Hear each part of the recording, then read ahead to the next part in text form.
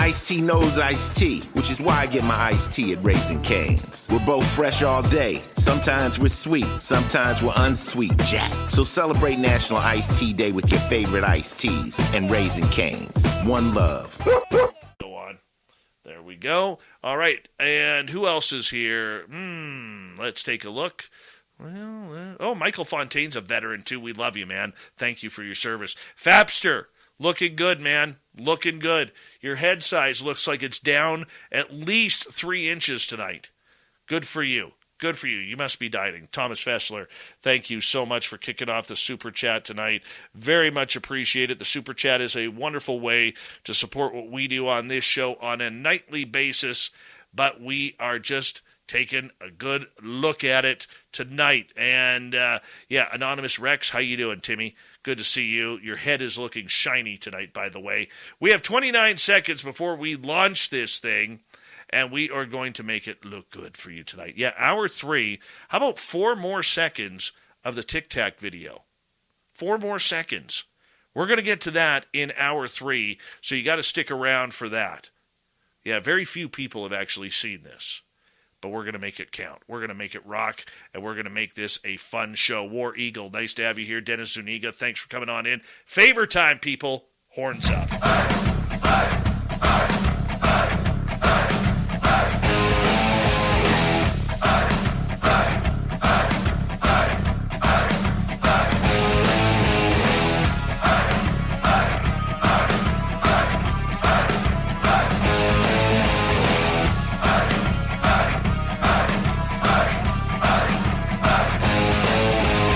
From the mountains of central British Columbia to you listening around the world, this, my friends, is Spaced Out Radio. I am your host, Dave Scott, sitting in the captain's chair of SOR headquarters.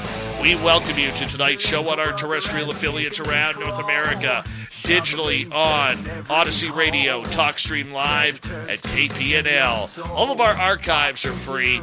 Join us at youtube.com/Spaced Out Radio. Do old Davey the favor, hit that subscribe button. You can follow us on Twitter at Spaced Out Radio, Instagram at Spaced Out Radio Show, and on TikTok at Spaced Out Radio. Our website, spacedoutradio.com. We have a plethora of features for you. Rock out to Bumblefoot. Read Shirky Poo's Newswire. Check out our swag as well. Tonight's show is brought to you by Chive Charities. Help make the world 10% happier by visiting Chive Charities today. You can find them on our website. We got a great show for you tonight. Danielle Dorozan is here. She's going to take us around the universe looking for strange and unique things. Hour number 3, we're going to head to the swamp with Swamp Dweller for another spooky story. Fedora John and Tim Senor are bringing 4 more seconds of the Tic Tac footage on the UFO report, and Shirky Poo has the news. Tonight, Danielle Diva Dorozan is about the universe, love, healing, paranormal, and all strange and unique things. As a young child, she was introduced to ancient craft, what she continues to practice up to today. Her studies and passion for the stars, spirituality, and ancient geometry occupy most of her day. She lives and breathes stardust. What most people call paranormal, for Danielle, is just another normal day, because that's both her gift and her curse. We're going to find out from Danielle everything about this tonight. Danielle, thank you so much for coming on Spaced Out Radio tonight. How are you in beautiful Edmonton, Alberta?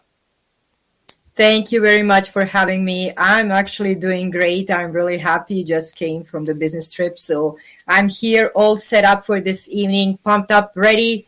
Hello to all my lovely Canadians, to everybody watching, also to Sean Graham, who is a producer, and also my boss and another co-host, where I'm co-host. So I want to say thank you for having me on. I'm excited, and hello to everybody around the globe, especially my Canadian Americans.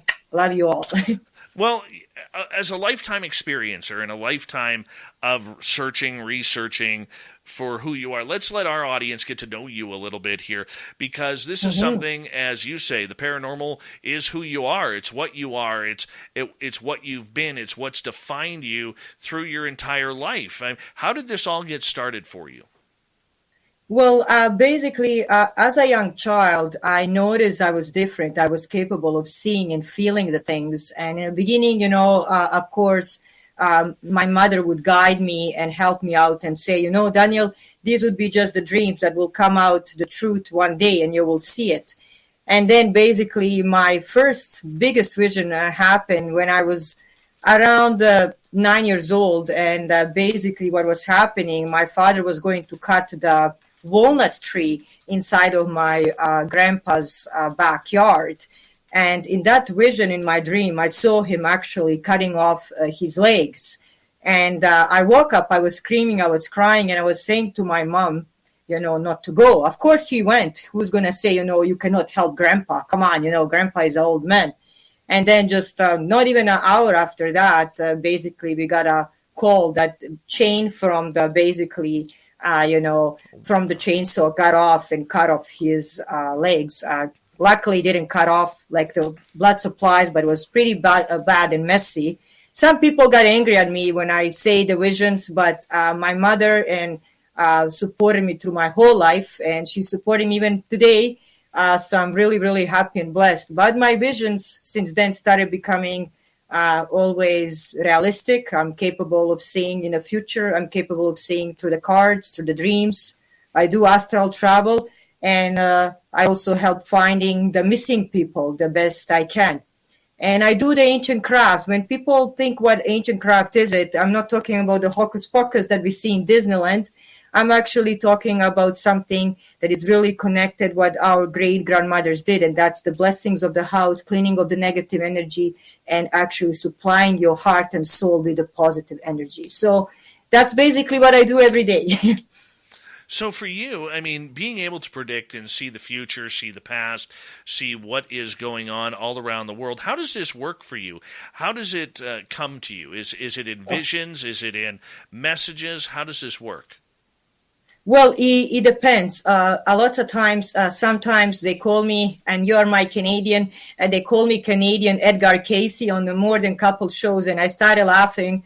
The reason why, because when I fall asleep, I do astral traveling or out body experience. So basically my soul will go outside of my body or my spirit, and I'm capable of seeing certain things. Sometimes those things can be tiring. They will make me tired, and, I need to rest, especially if I did see something that is negative. But there's also things that are positive. I also see good things. So I could say that things come in a different ways. They come through dreams. They come as I feel through the day. So I may hear the things, or as I come and touch the person, or if they send me the pictures and certain things, or if, for example, for the missing people, they will tell me, this is who I'm looking for, and they will send me the picture, and I will try to connect to them and find basically a connection for that human being that they're looking for. So all my visions come through different channels. It depends what I'm looking for. I love it. I do, because it scares the daylights out of me, but it is so realistic as well. I mean, do you ever scare yourself with what you're able to see and what you're able to accomplish? I mean, because like if you're witnessing, people getting in accidents or worse, or you're seeing events of the world that are not very pleasant. Yes. I mean, that's got to be hard on your own consciousness.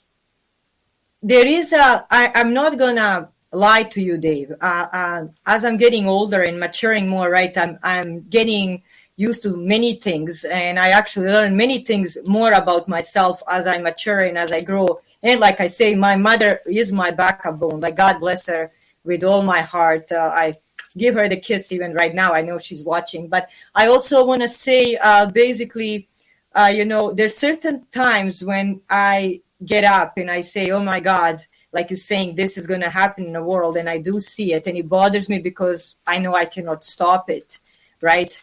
But there's certain things, that sometimes do scare me, especially if I see that there is an illness or something that is going to happen to the loved one.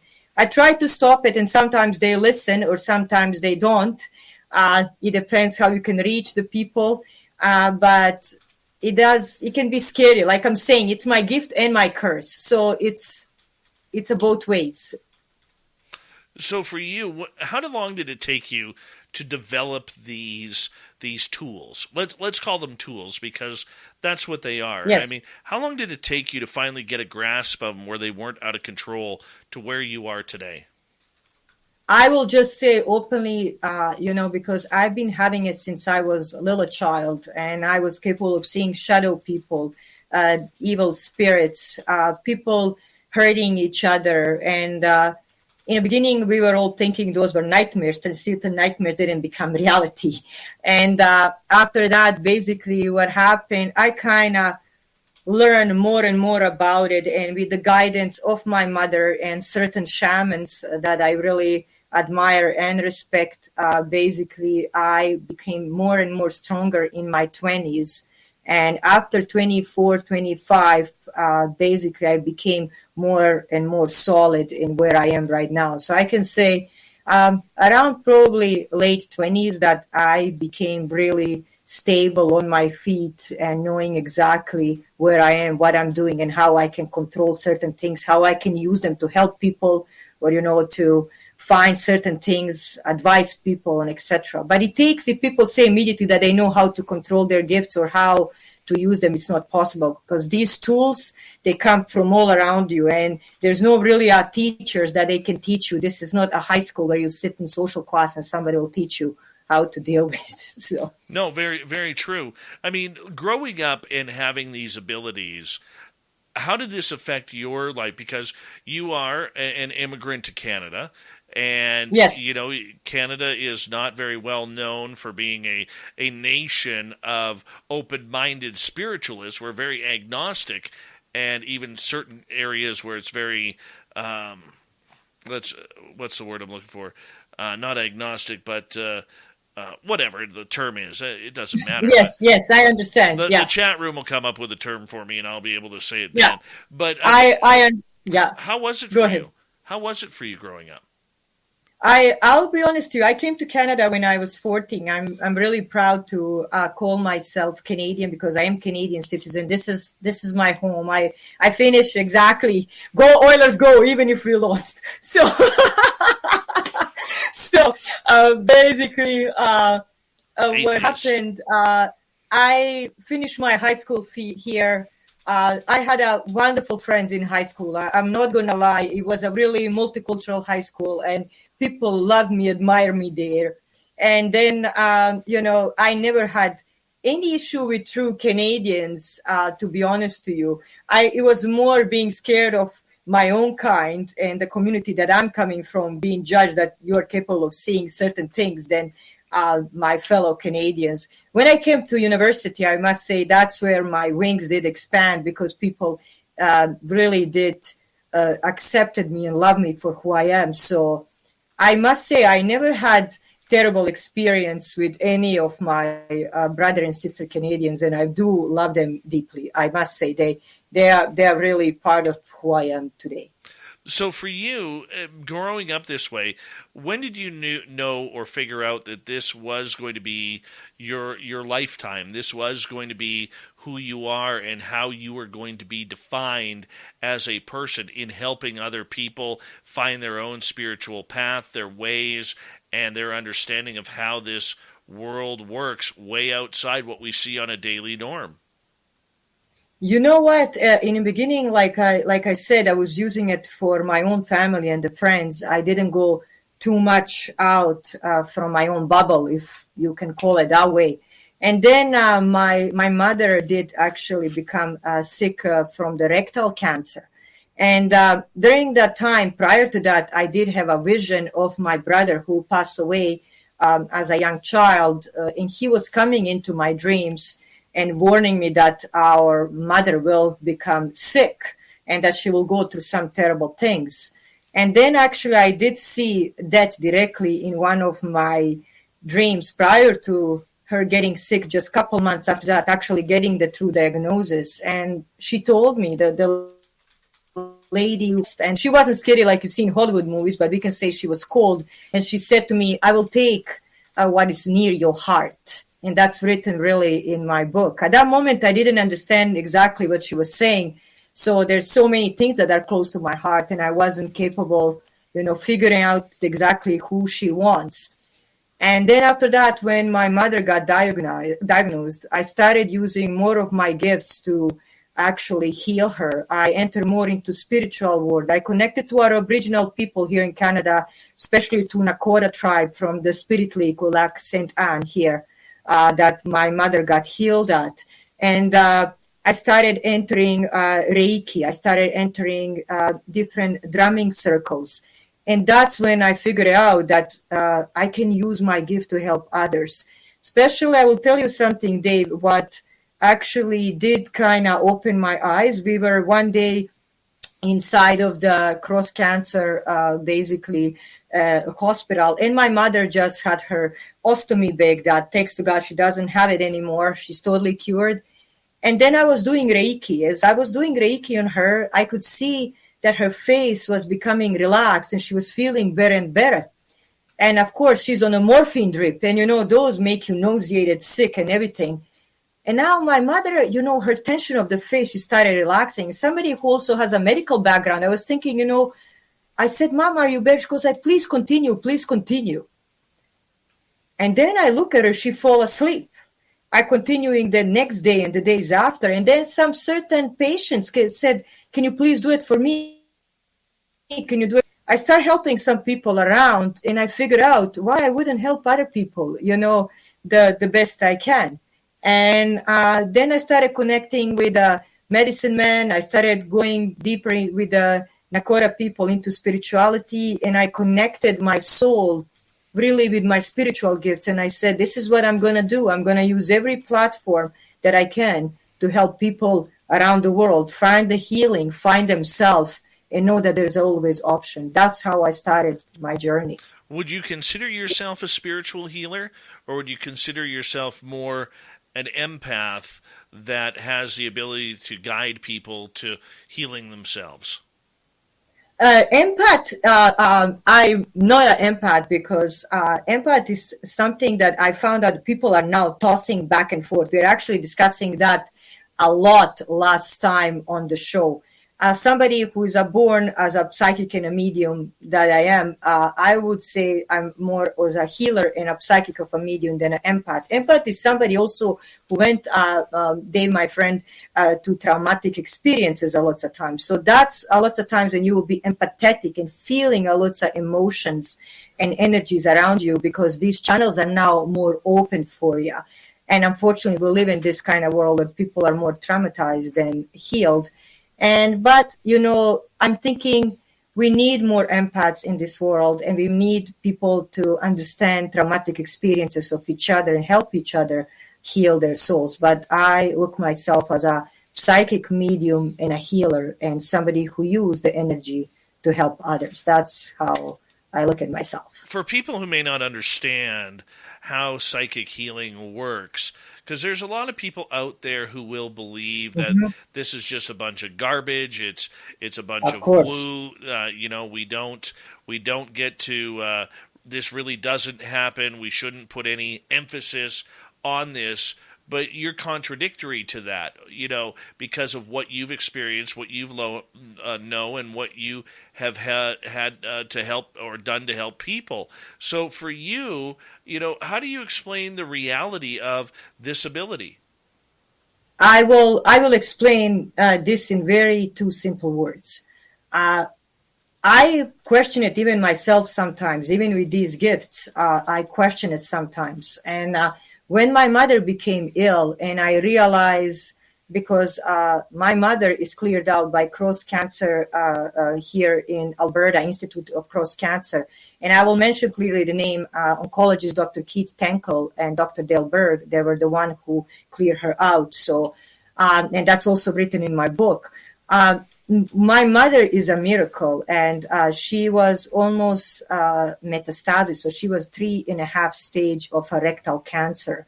So basically they removed also part of her colon or her rectum. She had an ostomy bag. It was a fight for her life. And I knocked at every door I could.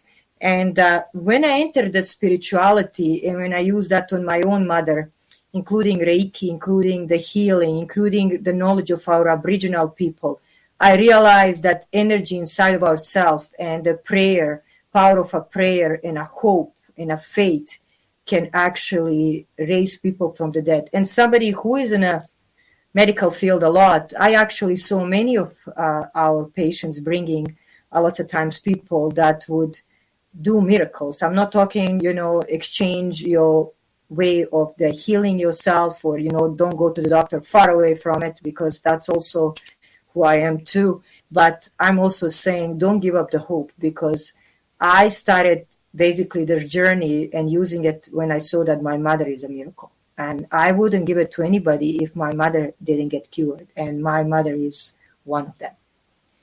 I know the feeling. My mother had a colostomy bag too from having colon cancer, and so I know exactly the pain and the trauma that goes through. It hits home a little bit right there in regards to it. But the healing process. How quickly does it actually come into play when you start working with somebody?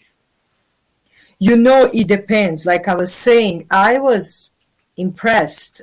And I was shocked even by myself while she was sitting there in the bed, and basically they just give the CPAP pump. What is actually the pump that you press the morphine that basically will control your pain. So whenever she's in pain, you press it, and then this pump will give you basically the injection to intravenous, so it controls your pain. So she said to me, oh, Danielle, let's try this. And as I put my hands around her ostomy bag, and she was all bandaged up, of course, I could see that she was more and more relaxed, and her tension of the face, I couldn't believe it. Dave, I'll be honest to you, I had tears coming down my face, because this is my own mother. This is, my hands are tied. There's not too much I can do. And then after that, another lady came up, and then I had people asking me for every day. There's somebody asking for something, and I'm glad that I could help the best I can. What's that place you've always wanted to try? Well, you're there, sharing plates with just one bite. Or on second thought, maybe not sharing. It's that good. When you're with Amex, it's not if it's going to happen, but when. American Express. Don't live life without it. Your favorite band's about to play a sold-out show. You got in. Over here! With a friend. And found a spot close enough to see the set list. They're definitely playing your song. When you're with Amex, it's not if it's going to happen, but when. American Express. Don't live life without it. But I'm saying everybody's different. But the first time I saw it, it started acting immediately. And I'll never forget my mom's face till the day I die. Absolutely. We got about 2.5 minutes before we have to go to break.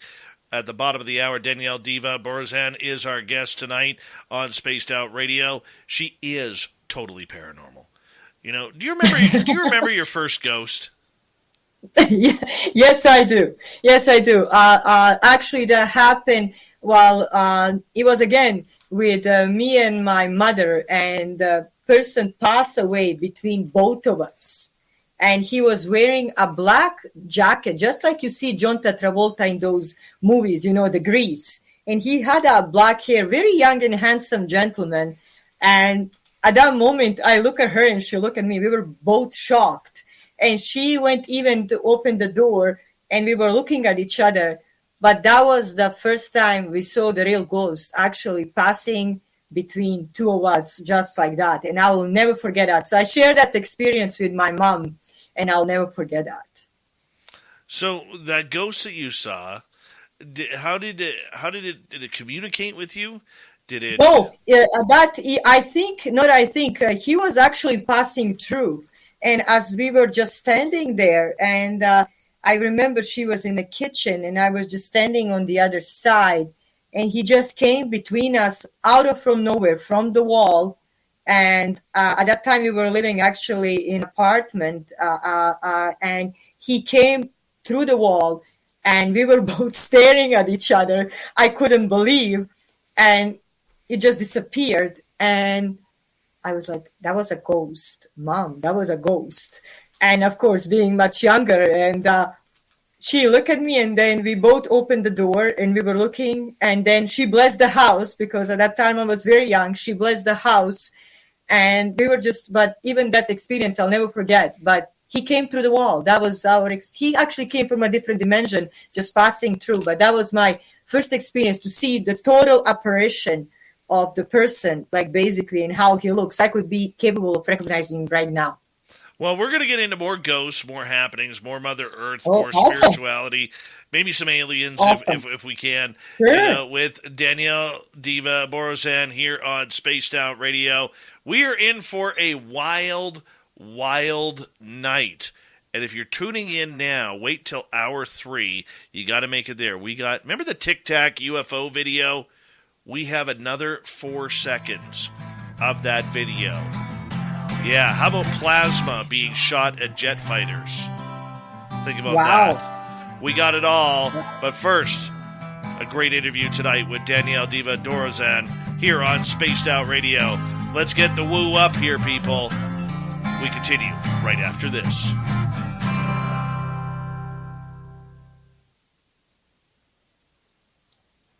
All right, we're clear. Cool. Fun times. That's a good first half hour. Solid. It was interesting. I'm enjoying it so far. We're having a blast, and you're full of the energy, so I'm enjoying it. I like when the people are full of the energy. You have positive energy. I like it. Oh, don't go that far. Don't go that far. I've got a reputation to hold up here. Okay, you will do good. I promise.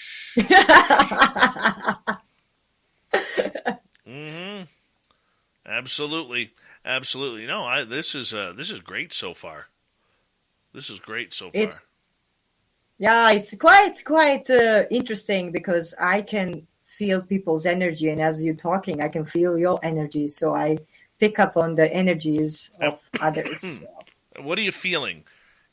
I'm feeling that you're really positive. You're a really energetic person, and you're really hyper tonight. That's what I feel. I am hyper tonight. I will admit that. I'm a little hyper tonight. You know? Yeah. It's good. I like that. I like happy people. I like happiness. And I'm in a really good mood, so I'm happy too. So good. We are matching. Excellent. You know, it's what can we blame it on here? You know what? Oh, let's set the mood a little bit. Let's get a little bit of sage burning in here. What the hell? Burn this shit. Let's get her going. What kind of sage do you have? Smudge blend, white sage, thyme, lavender, and Thunderbird, whatever that is. Oh, beautiful! That's the lovely mixtures you're having there. Yeah, one of my listeners sent this to me, so you know we woo it up a little bit in the show or in the studio here. Make things happen. It's good.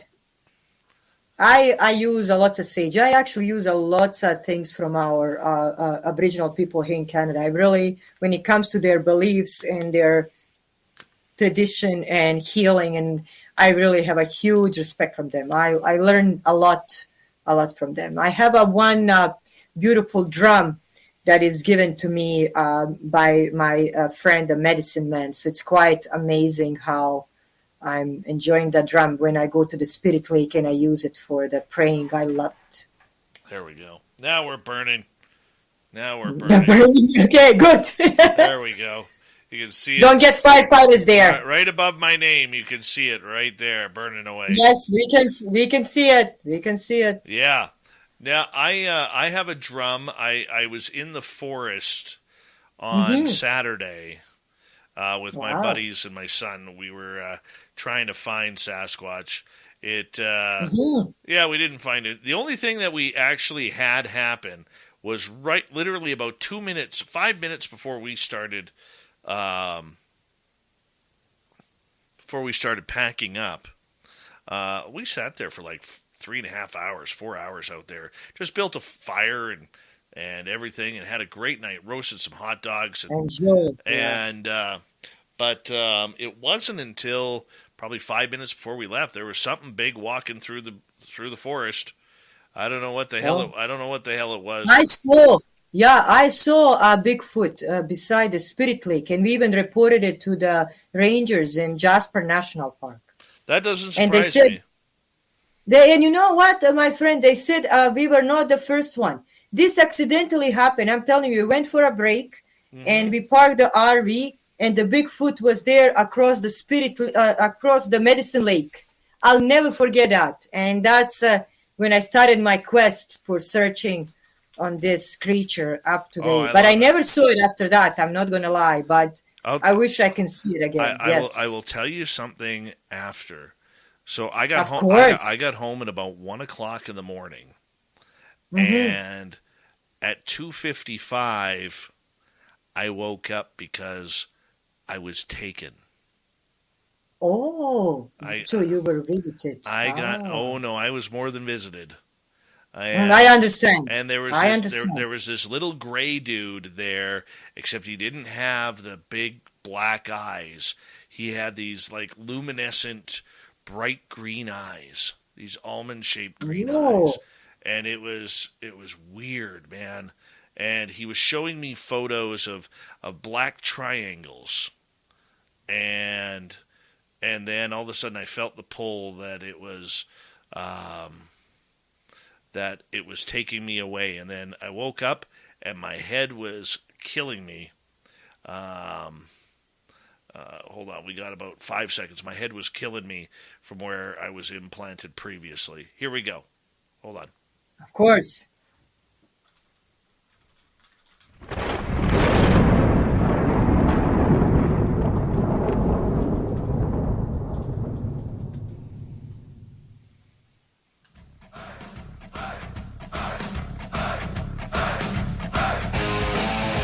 Second half hour of Spaced Out Radio is now underway.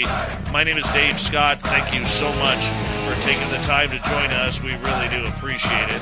I want to remind you that if you've missed portions of this show or others, check out our free archives at youtube.com/Spaced Out Radio. Do me the favor, hit that subscribe button. Our website is spacedoutradio.com. We have a plethora of features for you.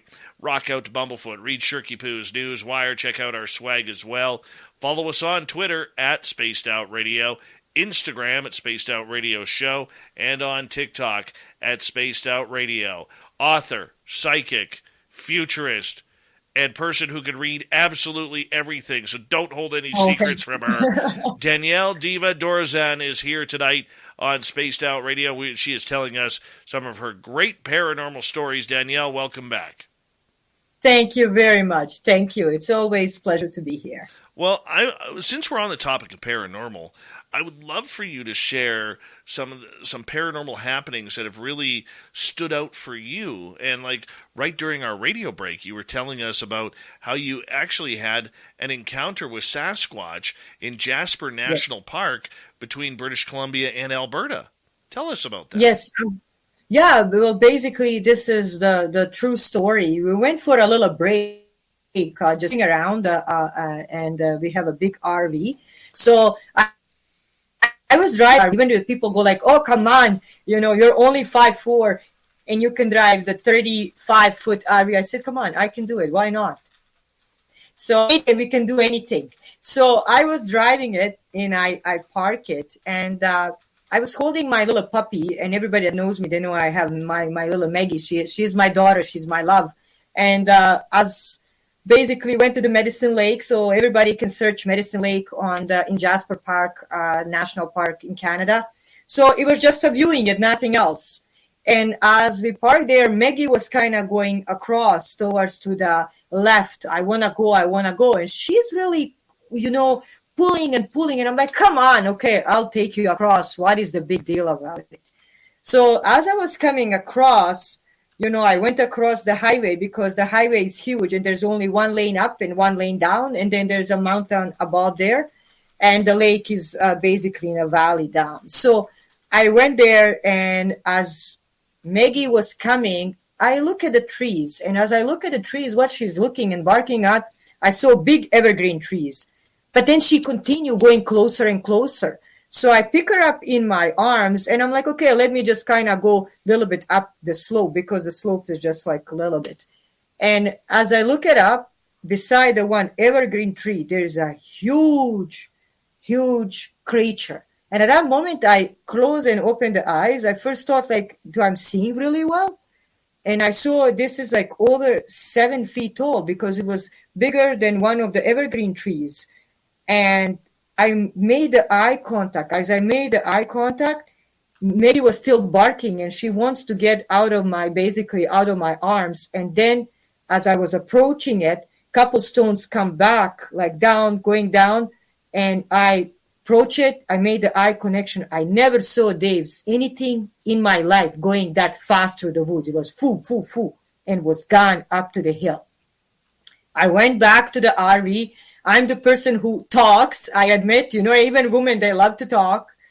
And I was quiet. Everybody was looking at me, but they didn't. I am quiet. And then 10 minutes after that, I said, guys, I just saw a Bigfoot. And everybody was like, what? I said, I just saw a Bigfoot. And we went back. We couldn't see it. I'm not going to lie. I went back many times after that. I didn't see it. But it was reported to Jasper National Park rangers. And I personally phoned and everything. But the ranger said, I'm not surprised. First of all, Jasper National Park is under the protection of the UNESCO.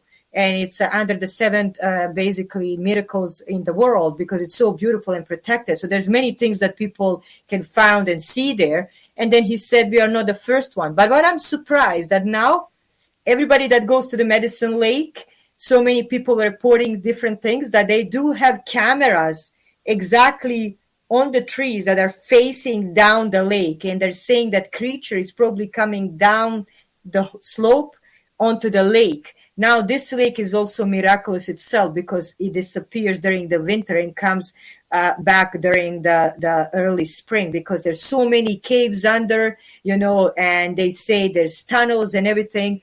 I talked to basically one of the Aboriginal persons from Pocahontas village nearby, and he actually told me that's the village that it's called Pocahontas. And he actually told me that they believe in them and that they did see them and they call them actually the star people and the visitors from the other side. So this basically connection they had for already a long time ago. And that's when I started searching more and more on the Bigfoot and Sasquatch. And I want to say, to me, we shouldn't hunt it. We should protect it and make some kind of connection the best we can. But that's my biggest experience, Dave, that, I hope I'll have again, but it changed me like that. And it would stay in my head up to the day I die.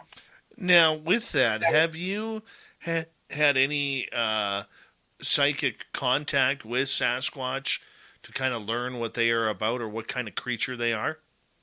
Yes. So I started then digging more, and I would open my cards and I would try to concentrate.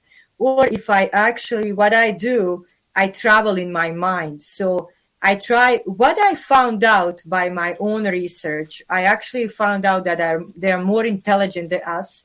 They communicate to the third eye. And at that moment when I did see him, he got scared of me.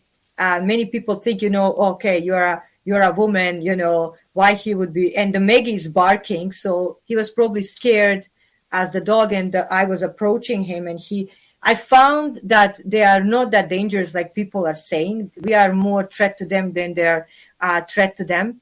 Thank you, Donnie. Also, what I can say, another thing, they're coming from a different dimensions and they've been here for a while. And I did lots of research on it, connecting to our Aboriginal people here in Canada and United States, that they are been here for a while.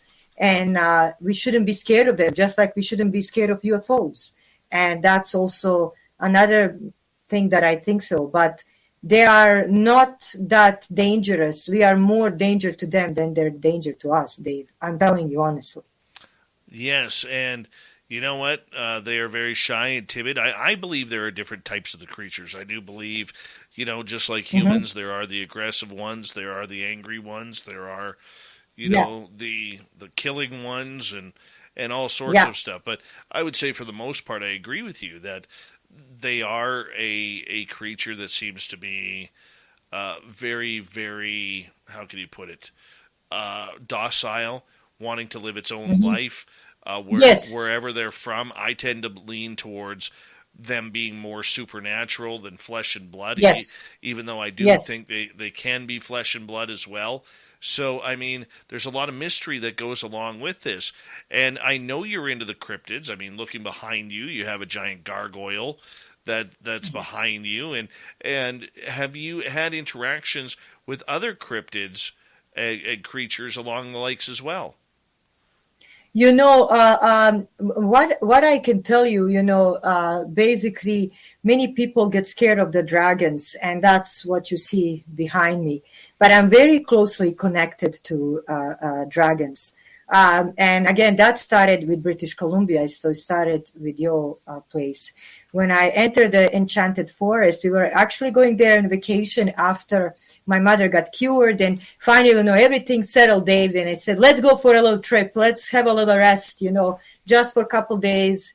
And we went there. And as I was coming, first of all, we went to the ghost town. That was pretty amazing because many things you can encounter there. And then we went to Enchanted Forest. This is not just for the kids, actually, because it's full of the paganism, it's full of the rituals and ancient craft. And I was there with my sister. And as I was there, we were walking around. And then I saw this dragon, and it was an orange, beautiful dragon. There's so many beautiful things out there. And then as I look at the dragon, it's almost like say, come by me, come by me. And I took that dragon and I went to buy it. Then I saw the lady, she was pagan herself. She had a pentagram, older, beautiful lady. And she said to me, oh, he's been here for a while and nobody wanted to buy him. It looks like you are the one who picked him up. So I smiled. She goes like, well, the dragons choose you. You don't choose the dragons. And after that, I started having more and more visions. And I actually connected with the dragons. People, when they think you are draconian, you don't fly. But you are connected with encryptic, what it means you can call upon these creatures. And you will also meet the creatures that are connected with the humans. So, for example, people that do have dragons tattoos, they also call them that they are marked by the dragons. And I know many of them, and they enter my life very easy, or they're born in a sign of a dragon. And those are really closely connected to me. And so also, sometimes when I start thinking about stuff like that, I understood that basically cryptids are just the creatures from other dimensions that we need to discover and connect with them. So that's another connection. I'm a huge draconian and I deeply believe in it. Have you ever had encounters with gnomes or little people or other cryptids such as Dogman or Wendigos or Skinwalkers? I'll be telling you, the little people or the gnomes, I had it once and I had it in my house. And this was a very scary situation. And I'll tell you why. That evening, I was really, really tired. And I sleep very little. Very, very little. I need very little rest because I'm tuning to many different channels. And I work a lot at night. That's when my brain works the most. And I did fall asleep. As I did fall asleep, I did see this little creature. My house is on a split level. So I saw this little creature coming up to the stairs.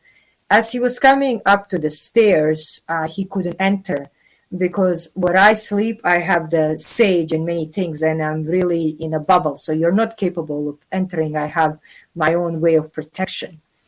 But he was capable of attacking my mother. My mother was with me and she was resting, and the woman screamed. She said that he lifted her up, and she even described how he looks, exactly how I did see him. So not all the gnomes are pleasant. I managed to return him where he needs to go, and I actually know why he came, because sometimes If you look around, there are so many ways to make a difference. At Capella University, our FlexPath format gives you a different way to earn your degree. Take courses at your speed. Move on whenever you're ready. Education should fit your life. Learn more at capella.edu. Ice-T knows Ice-T, which is why I get my iced tea at Raising Cane's. We're both fresh all day. Sometimes we're sweet, sometimes we're unsweet, Jack. So celebrate National Iced Tea Day with your favorite iced teas and Raising Cane's. One love. Certain creatures are angry or they want to tell you something, and as you psychic and a medium, they come to you. When it's coming to the basically, Dogman, I heard about it, and I'm working actually on a monthly column for Mr. Nick Valente, and I do write a monthly column about the cryptology for him each month. So I have to submit one actually tomorrow. So I didn't see it, but I deeply believe in it, and I believe that there's many creatures out there that we can meet and encounter. Shadow people I see constantly. That was my first vision since I was a child, and they actually come to me, they talk to me, they attack me when I was a kid, and I wouldn't play with them if anybody knows what they are. Yeah, shadow people are just of a different culture and breed altogether. Mm-hmm. I mean, it's yes. They can either be extremely scary or extremely positive, depending on who you're actually following. But for you, I mean, going through the gamut where you have had paranormal encounters, you've had cryptid encounters, spiritual encounters, attacks, and have you ever been involved with having extraterrestrial encounters? I will be honest to you. I did a lot of research on extraterrestrial. I connected with many paranormal researchers, professors, and the doctors when it's coming to that. So I enjoy studying it. I had one dream, and I shouldn't say it's a dream. I should say it's a vision, and I hope it never repeats again because it wasn't pleasant. And they came through basically a window, and I was sleeping, and all what I remember that I was pinned to the bed, so I was paralyzed. I couldn't move. There was no possibility, but I was awake, and I remember somebody putting something into my mouth. After that, I never saw them again, and I hope when it comes to that I don't see them again. I think that they come to test. I think they come when they're curious. They come because we are marked. Like I agree with our Paul Human, like the one that was Minister of Defense. He was doing a lot of teachings in Calgary and in Alberta. So I had a pleasure to hear him and to talk to him a couple times. So I must say I agree with him. 90% of them are usually not that scary, but just like in every galaxy, there are one that are, they can be really aggressive and testing us just like as we are testing them. But I could say anybody who does see extraterrestrial or has experience with any kind of paranormal, they get used to it. But that experience, it wasn't that pleasant. I didn't feel harmed. I just felt paralyzed. I just felt that I couldn't breathe. I got up. I was really wet. I didn't have any markings or anything, but I knew they were there. And I think that they came because they were curious of my knowledge and they wanted to see what I see about them. That's what I think. I'm surprised you don't have more, considering you're so connected to the other side. Usually, when people are this connected, there is a magnitude of contact from all sorts of creatures and beings from space to the other side that are trying to grapple for your attention at every minute. I thought you would have. I have that. I have spirits and ghosts contact me constantly. Just like I can tell you openly, not even about 2 days ago, I had a visitor in my house that I had to bless the house and tell him to go away. I had people shutting off the TV and closing the TV. I have shadow people. I have people texting me constantly to connect with their dead loved ones, and then I try to channel or to find somebody. And so I have those channels constantly open. But I'll tell you something about extraterrestrial, honestly. When it comes to them, if they want to channel me, I'd say something. Leave me the message and go away. There's things that in my head, I keep very disconnected, not that much connected to them, because also I personally think that we shouldn't play with them, especially if it's somebody who has gift like me. I try to avoid them the best I can, because I think if they get attached to me, they won't leave me alone. That's my own thing. So people may feel different, that they want to talk to them every day. I talk to them on, I should say, a monthly basis, but not every day. I try not to. I should say more, not that they don't contact me. I try not to get in deeper connection with them. Maybe I should rephrase myself. Well, you know what? You always have to be a little bit careful with what you do want to bring in and what you want to be able to kind of control on your own. You always want to have that sense of control, don't you? Yes, and to me, I can control, now that I'm becoming older, I can control many things, like I'm telling you. That area for 99% of people on this planet is still very unknown. It doesn't matter if you have a gift or you don't have a gift. We are still made out of the, flesh and bone, and we have spiritual body, of course.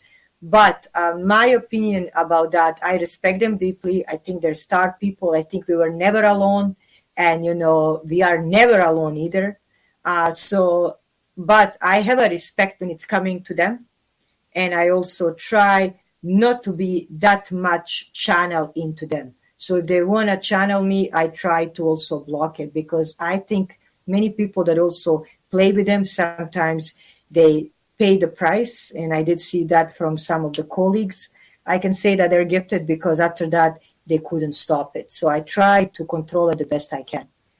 Very interesting. We got about 4 minutes to go here before we have to go to break here at the top of the hour. Our guest tonight, Danielle Dorozan, is our guest tonight, and we're talking all things psychic, supernatural, and why not? In hour two, we will take questions from the audience as well. But for you, Danielle, I mean, what do you like dealing with? Do you like dealing with helping people? Do you like dealing with the dead and getting them across to wherever they need to go?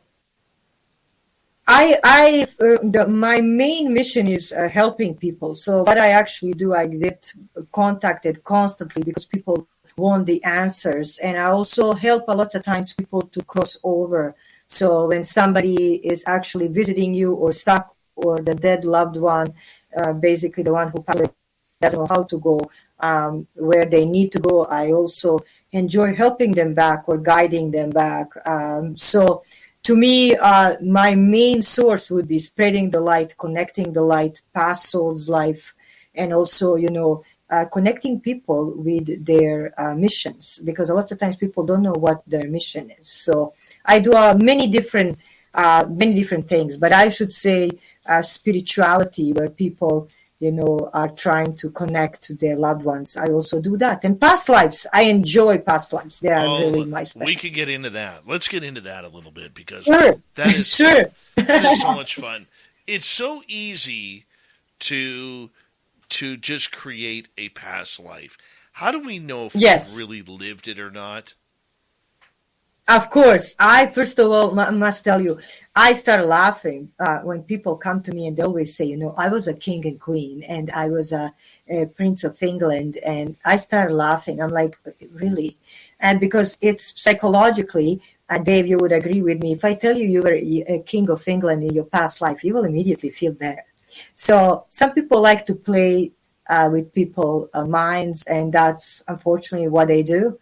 But there's people that are honest. First of all, you will be capable of connecting to your past lives. So if I start reading your past life and I open the cards right now and I say, for example, Dave, in your past life, I see this and I see that, you'll say, oh, but that's now it makes sense why I like this. Or I'll say, Dave, you're doing the radio program because I see this is what you were doing and you were not finishing. So your past life is actually connected to the missions that you're doing today.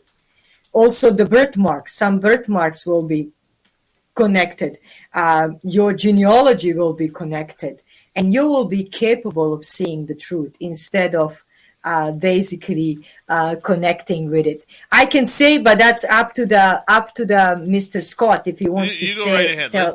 Let's see if you're right, because I know what mine are. I know that you are a wolf for sure, 100%. You are a wolf. Really? I never got Yes. that. I never got that. Mountain lion. I never saw a mountain lion, but I see totally the same moment as a wolf. And the other one is an owl. Owl for the wisdom. Yeah, owl for the wisdom. When I was opening up spiritually, so the question was from our audience about what my spirit animal is. And when I was opening up spiritually, working with my own personal guru, Pascal, I was continually seeing owls. In fact, I was seeing so many owls that I actually had an owl fly into the hood of my vehicle one night, and it scared me. But after that, I started getting very up close and personal, like within inches of having mountain lions stare at me in the face. But wolves. But you were doing the reason why I'm telling you those things are different. That's why you got two. Now we're talking three animals, but let's be honest. Let's continue this. Let's continue this after the break, because this just opened up a whole new realm of fun here. Thank you to our listener, Donnie Cho, for bringing this up. He's awesome. Donnie is awesome. We will take questions from our audience and our guest, Danielle Diva Dorozan, when we return for Hour 2 of Spaced Out Radio right after this. All right, we are clear. I'm going to just step away for a bathroom break. We got 6 minutes. I will be right back. I'm going to put you back in the green room, okay? No problem. All right, I'll be right back. Be right back, people. Be right back.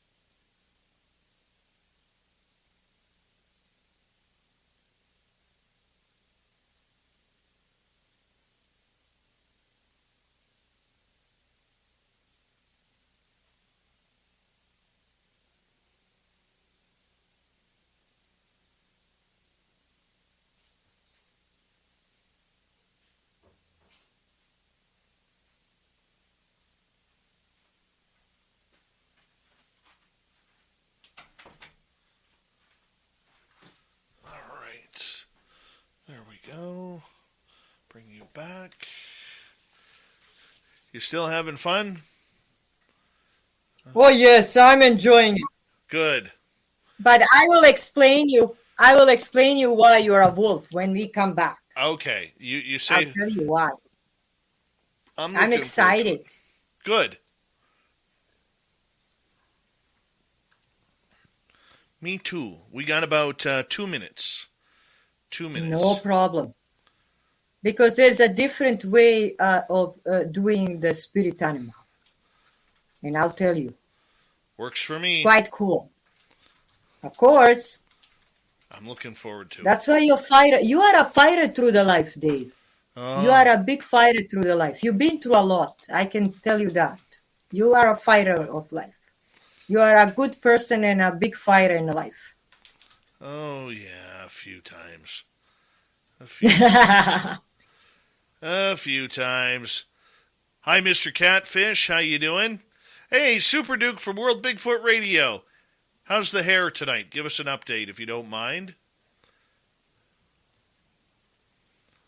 Mr. Cowley, welcome back to the show. Oh, Mr. Cowley loves his spaced out radio. Beelzebrad, how are you? That's just a This only happens in Canada, I'm telling you. Oh, it happens all over. All over. Who else am I missing here? Lovely Lavira, welcome back. It's been a few weeks. How are you? And who else has joined us late here? I think I'm caught up. Yeah, I'm caught up. All right. There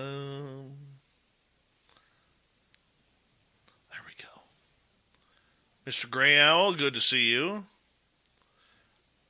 Joshua, thank you.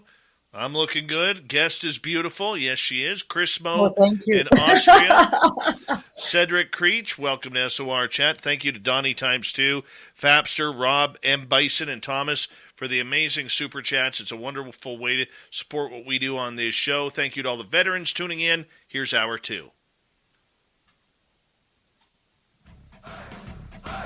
You're listening to Spaced Out Radio with Dave Scott. Follow Dave on Twitter at Spaced Out Radio and on Facebook, Spaced Out Radio Show. Here we go with hour number 2 of Spaced Out Radio tonight. Good to have you with us. My name is Dave Scott. Very much appreciate earning your listening ears wherever you are on this beautiful planet we call Earth. Hello to everyone listening in on our terrestrial affiliates around North America and digitally on Odyssey Radio, TalkStream Live, and KPNL. All of our archives are free. Join us at youtube.com/Spaced Out Radio. Do old Davey the favor, hit that subscribe button. The Desert Clam has set the password for tonight in the SOR Space Travelers Club, Quarkonium. Quarkonium is your password. Use it wisely, space travelers, as the Clam sets the password each and every night right here on Spaced Out Radio. Our website is spacedoutradio.com. We have a plethora of features for you. Rock out to Bumblefoot, read Shirky Poo's Newswire, check out our swag as well. Follow us on Twitter at Spaced Out Radio, Instagram at Spaced Out Radio Show, and on TikTok at Spaced Out Radio. Psychic, author, researcher, Danielle Dorozan is our guest tonight on Spaced Out Radio, and we are going down the rabbit hole with a lot of different topics tonight. And why shouldn't we? Why shouldn't we? This is what it's all about. This is what we do. And right before the break, we were talking about spirit animals brought up by Donnie in our chat room about what is Dave's spirit animals. Now, I've always seen a cougar. I've always seen an owl, but never a wolf. Yet Danielle is telling me, oh no, Dave, 100% wolf is your spirit animal. You got to help me out with this one, Danielle. Yes, actually, I'm really happy to tell you that, because there's 3 different ways to see the spirit animal.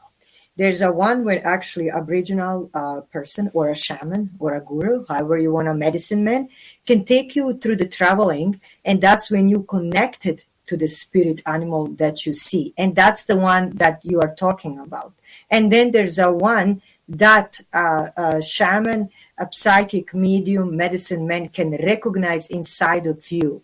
And that's basically the traits or the personalities that they see it in you as they feel your energy. So those are the different things. And that's why I'm saying you're a wolf. You are, and the reason why, I can tell you why. Your energy is strong. You are the person who likes to be outside. You like the forest. You also are fast. What it means, like, you can go through the things. I apologize if I don't know how. I don't do hunting, so I can just say that way. So yeah, but you know how to go through the things. Also, you are the leader. That's what you're doing right now. You're leading the show. You can be the leader of the pack, and you are also a strong character. And those are all the energies that I felt inside of you when I was asked. So that's why I'm saying those are two different things. There's the one that you see yourself as a wizard, and the one that psychic medium, shaman, guru, medicine man can feel through your energy. So I'm glad that you are coming from the wolf side, my man. Yay! Oh, thank you. Now I'm curious. What else are you reading about me? Now I'm curious now. I'm. If you look around, there are so many ways to make a difference. At Capella University, our FlexPath format gives you a different way to earn your degree. Take courses at your speed. Move on whenever you're ready. Education should fit your life. Learn more at capella.edu. Ice-T knows Ice-T, which is why I get my iced tea at Raising Cane's. We're both fresh all day. Sometimes we're sweet, sometimes we're unsweet, Jack. So celebrate National Iced Tea Day with your favorite iced teas and Raising Cane's. One love. Not gonna say everything publicly because I also respect, there's millions of the people watching this right now and they always watch it. But I can also tell you've been through a lot in your life. There's some lessons that made you who you are today. What you're doing right now, it is connected to your past life. I can say that. And also, you are very, very connected to your spiritual side.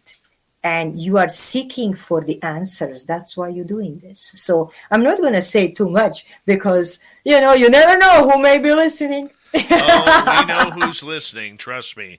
And we say hello to everybody hanging out at the Pentagon and all the alphabet agencies tonight. Yeah. What about the Men in Black? Men in Black. Oh yeah. Oh, what the hell? Throw them into it too. Why not? Yeah. Okay. It's good to joke, of course. Yes, it's good to joke. Why not? Exactly. And my previous life, I have been told by two different intuitives, and one didn't even know what the other one said, was that I was shot down and killed in World War II as a fighter pilot, and that's the reason why I didn't make it this time around as a fighter pilot, because I'd already did it. And that was my goal originally in life, was to fly jet fighters. Well, you know what? What do I see? I see basically that you are connected to the air. I'll be honest to you. You did die when you were very young. So I would say probably late 20s. So I would say 28, 32. I can see that. Your name was connected to the Michael or Mike. I can tell you this publicly. And also what I can tell you, you were shot down, you were a British soldier. And as the plane was going, it was like, boom, from the side. I'm not really good in strategic, so I apologize, but I'm going to try to explain. So this is you, another one. And it just went, and it went down. But that also helped you to connect with what you're doing right now. And I'll tell you why. Radars and planes are also connected to spread the messages and open the wings to the messages to the basically to the world. So you're also doing that right now because there's many things that are also connected to your past lives. And what I can also tell you, there is a woman, I'll just say that from your past life. This is not the woman now that you love or what, but either is your first cousin or your mom's mother. She was also connected to you from the past life, but she wasn't your mother or a sister. She was actually a nurse where you were shut down. So she took care of you, but unfortunately couldn't be done According to because the you were other already. two, according to the other two, that was my ex-wife. I'm not sure, was it? That's what I'm saying. I'm not sure. I don't see that you were married because you were very young. But what No, I do see But my that my you were. ex-wife in this time was the nurse. Your ex-wife in Ixta. I'll be honest to you. I wanted to say that, but I didn't know if you're going to get angry. No. I'm good with that. I will call that confirmation. I'm like, I'll be quiet. And I'm like, okay, I'll be quiet. I will call that confirmation. I have a bunch of audience questions for you, so we're going to get to it. Of course. The no unknown problem. would like to know if there are any past and future life rules. So, basically, past and future are really connected. There's no rules that, for example, this is white, this is black, and we don't mix it, or, you cannot do this, you cannot do that. No. Whatever you do in past will actually affect your future life, and you are connecting your past life with a future life. What is the only rule is your choices. I'm hoping, and most of people then understood when they do the reading, when I tell them the choices will actually give them the outcomes that they want, and they were connected with their past lives and the outcomes, that they will learn from the reading from the past life and bring those secrets basically in the future, so will help them out. But there's no any life rules between it at all. No. All right. Let us move on here. Human Carl would like to know if you could talk about your incredible lineage. Thank you very much. Many people talk about that, and I actually did the show about it, and we're planning another show on basically Southern Paranormal. I would actually ask anybody who wants to join Sean, me, and Tina. It's quite amazing. We have a blast and we enjoy it. But basically, I was a guest there. That's how it all started. And we did genetic testing because we were not sure, because of my gifts and many things that were happening, where everything is coming on. But we did hear that we do have also dragon's blood, just like the one behind it. So on my mother's side, she's connected to the Hungarian Austrian Empress, basically in Queen Victoria. And basically at that time, Hungarian Austrian Empress, her second sister was married to the Vlad Tepes, who would be now my great uncle. So I am connected to Romanian blood. I am connected to Austrian-Hungary blood. I am connected to the basically English blood. And I'm fighting for the castle. If anybody wants to give me $1 million, I'll go. But talking about that, I love to joke, but the truth what is Count Dracula is really close to my heart, and I'm trying to spread many stories about him. I talk to him regular basis. I know it will be crazy to hear this, but to me, he is my ancestor. To me, he is not a scary person that you guys see from the movies. And my family is deeply connected to the old believers and the gatekeepers and the Knights Templars. So that's my lineage. And actually, I gave those pictures to the Sean, and Sean was showing them. So genetic will show this is it. So everything was true and everything was there. So I was quite impressed myself. But I love my lineage, and I think it's making me who I am today. It's so crazy. So you're not craving blood? Hello. Paranormal Heart Podcast. I have an interview with them tomorrow. Oh, very nice. Very nice. Yes. The Parababes are wondering, is deja vu messages from other dimensions?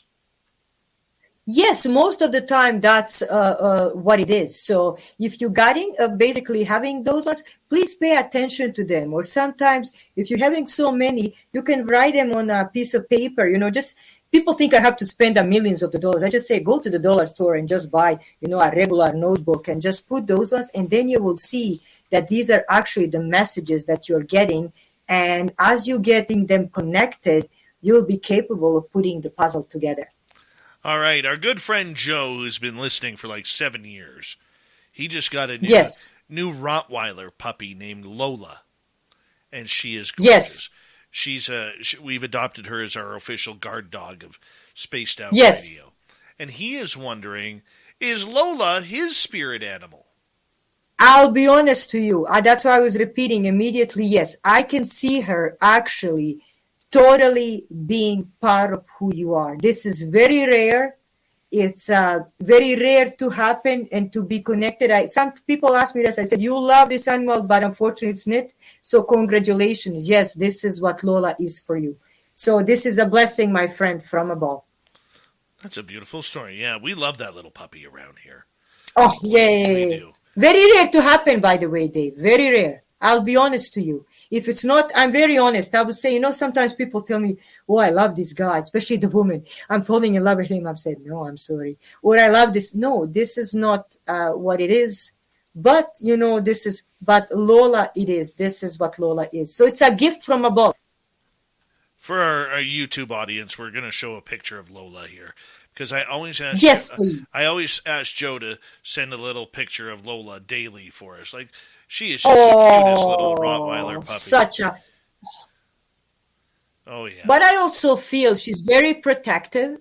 She will bring you a lot of luck, and I'll tell you, you will remember me, but she will protect you from something very dangerous in future. Well, Joe does then you will remember me. Joe does have aliens. He does have Sasquatch on his property. He does have a lot of bears and mountain lions. So it doesn't surprise me. I'm telling you honestly, I feel that. Yeah, she's a cutie. We like her around here. Beautiful. Yeah. Oh, beautiful, beautiful. God bless her. Absolutely, and she's got good energy. She's listening to the show right now. Little puppy listens to the show with Joe, and that's true. All right, let's go to James's question here. Danielle, can you have more than one spirit animal? Yes, you can. And that's what I was trying to explain. Most of people think, I have to stick to one. If you start talking to our Aboriginal brothers and sisters, they will also tell you sometimes certain animals, like the totem animals that we see that are made, I'm really connected to our Aboriginal culture. It's actually sometimes there for protection of a tribe, to bring a good luck, rain, fertility, etc. But also when you see sometimes their names would be, for example, eagle, a wolfman, wolf, a woman, or they'll say a hawk and a rain. The reason why, because they're combining the nature and they're finding what is inside of that person. So is it possible? Of course it is. And it depends just how to discover them. You can discover them through the shamanic rituals or through somebody who will read them for you, and then they will put them together and you'll find those traits inside of yourself. So what are your spirit animals? I actually have two, just like you do. I have a wolf, and most of my Nakota people, they do call me a wolf woman. But also I have another one that probably will sometimes make you laugh because I'm not that big, but I am a bear.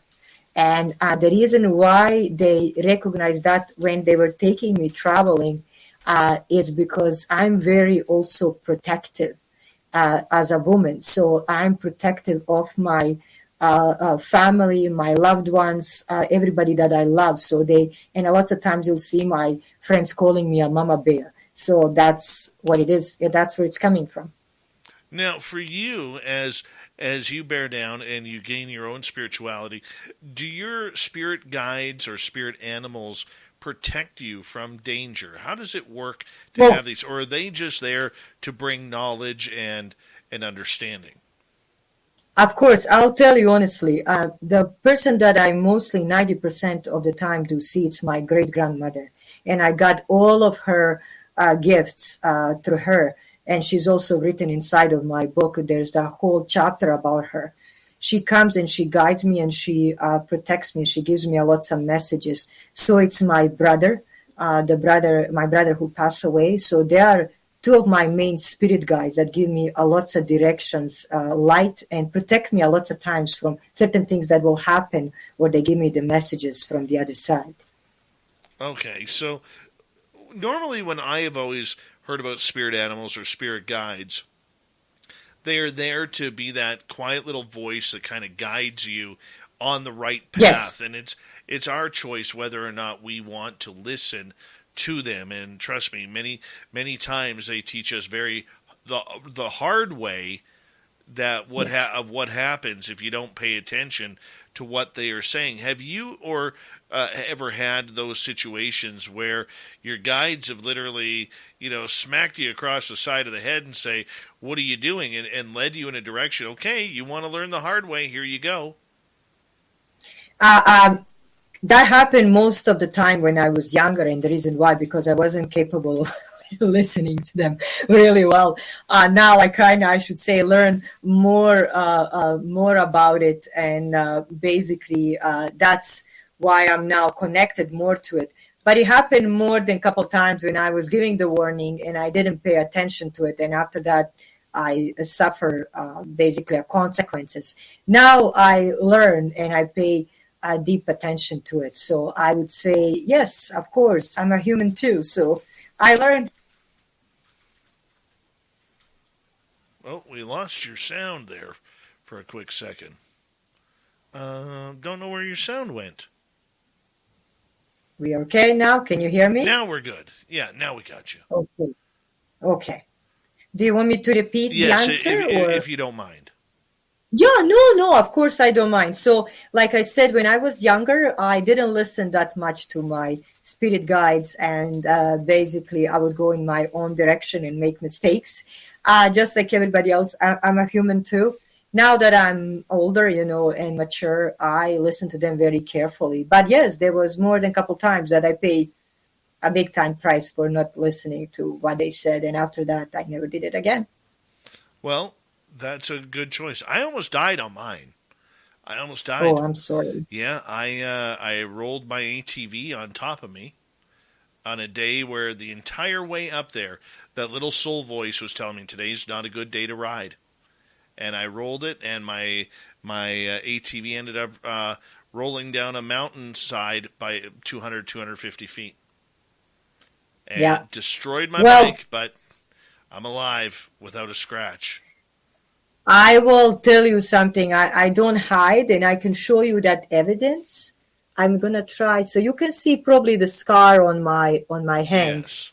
That's from the surgery, and the reason why I was in a high school, and like you're talking about that, I'm severely allergic to chocolate, to cocoa bean, and that night before going to the school, I had a dream. It was saying to me, basically, don't take any snacks. It was just a weird dream, where you put this was like when you put $1 or $2, you get these cookies. So I took a Oreo cookie, being too smart. I was thinking nothing will happen.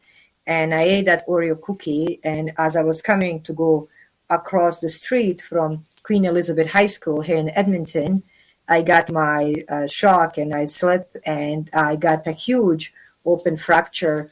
I had trauma to the head. So I paid a heavy price for not listening to what happened. So there you go. I can share that with you. And the proof is there.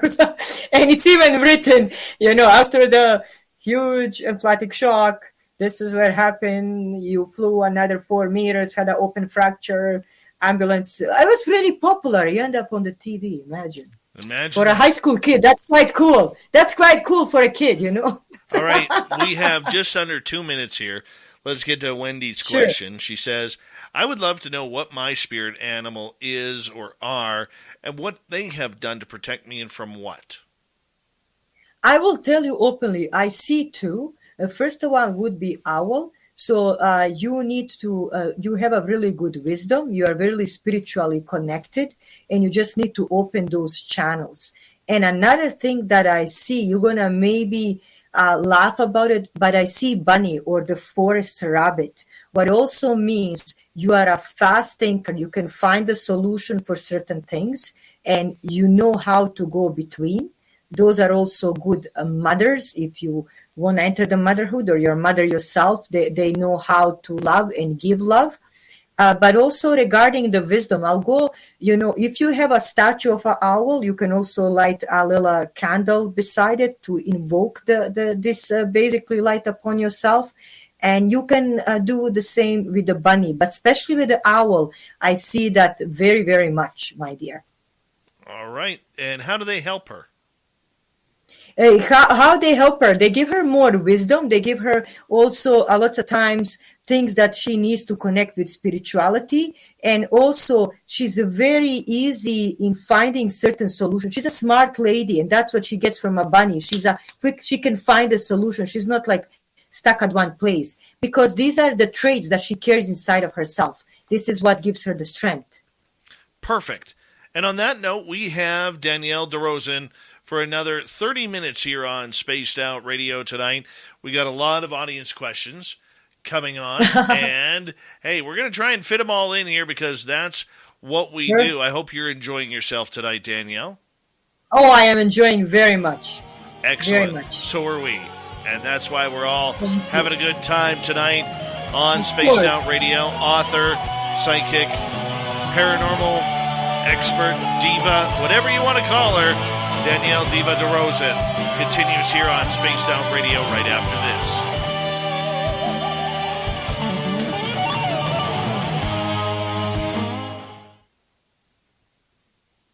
All right, we're clear. Fantastic times tonight. Fantastic times. I'm enjoying it. I'm really enjoying it. I'm having an awesome time. I think we are enjoying it here. We're helping people. We're spreading love and light. We are educating people. So I'm enjoying it. Perfect. Me too. Me too. Great. Duran in the chat room. How's the reflex tonight? Is it a lonely child? Oh, yeah. I love the reflex. I wish I could play that right now for you. I do. Be kind of cool if it was Simon Le Bon. See. Come on, everyone. Let's start singing the reflex in lyrics in the chat room. Let's do this thing.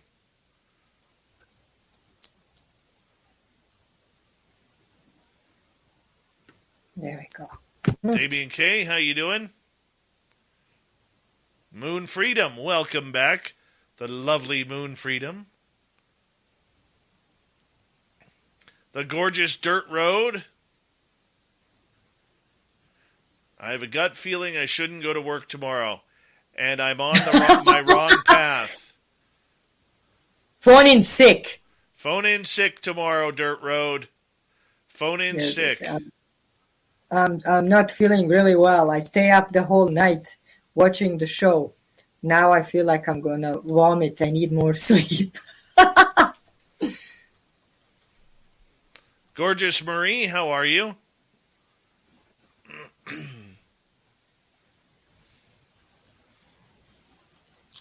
Come on, everybody. The reflex is a lonely child who's waiting by the... Ice-T knows Ice-T, which is why I get my iced tea at Raising Cane's. We're both fresh all day. Sometimes we're sweet, sometimes we're unsweet, Jack. So celebrate National Iced Tea Day with your favorite iced teas and Raising Cane's. One love.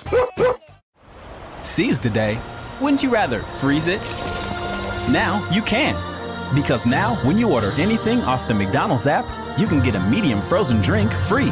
Like the frozen Fanta Blue Raspberry or Wild Cherry. It's the Freeze for All deal. Now, get a free medium frozen drink when you order anything off the McDonald's app.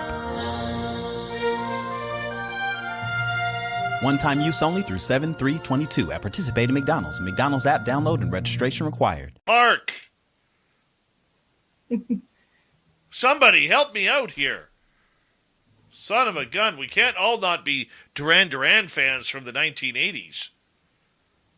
The Reflex is in charge of finding treasure in the dark.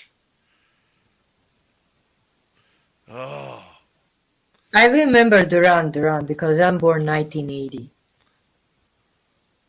But I do remember them. Yeah. They were pretty good. I know. I'm waiting for them to kick it on into overdrive here. Hey, I like them, yeah. Jenny, don't be blocking Duran.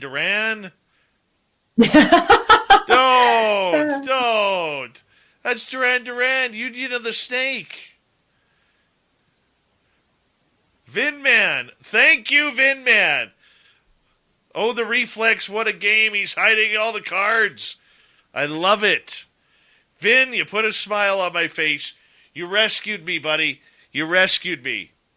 Damn right. Yay, thank you. Uh-huh. Oh, Terry Hall, you're killing me.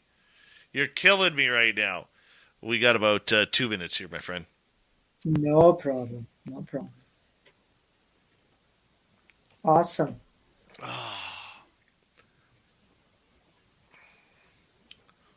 I love your flag. I have the same one that I got it from the Olympics. Oh, nice. So I got it.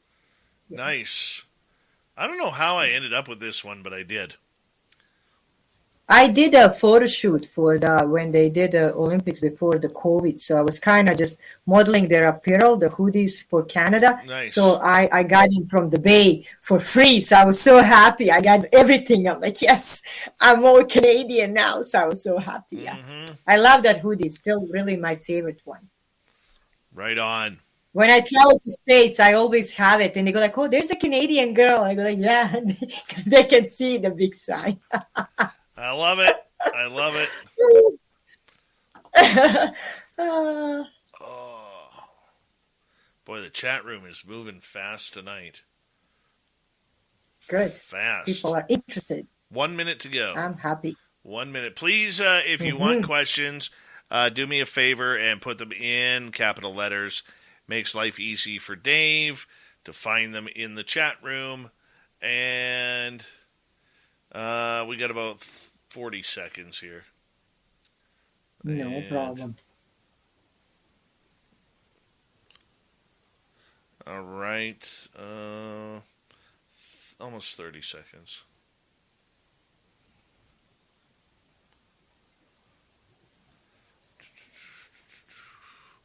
Big thank you to Thomas, M. Bison, Rob, Fap, and Donnie Cho ×2 for the awesome super chats tonight. Very much appreciate all your support on Spaced Out Radio. Thank you to all the veterans out there.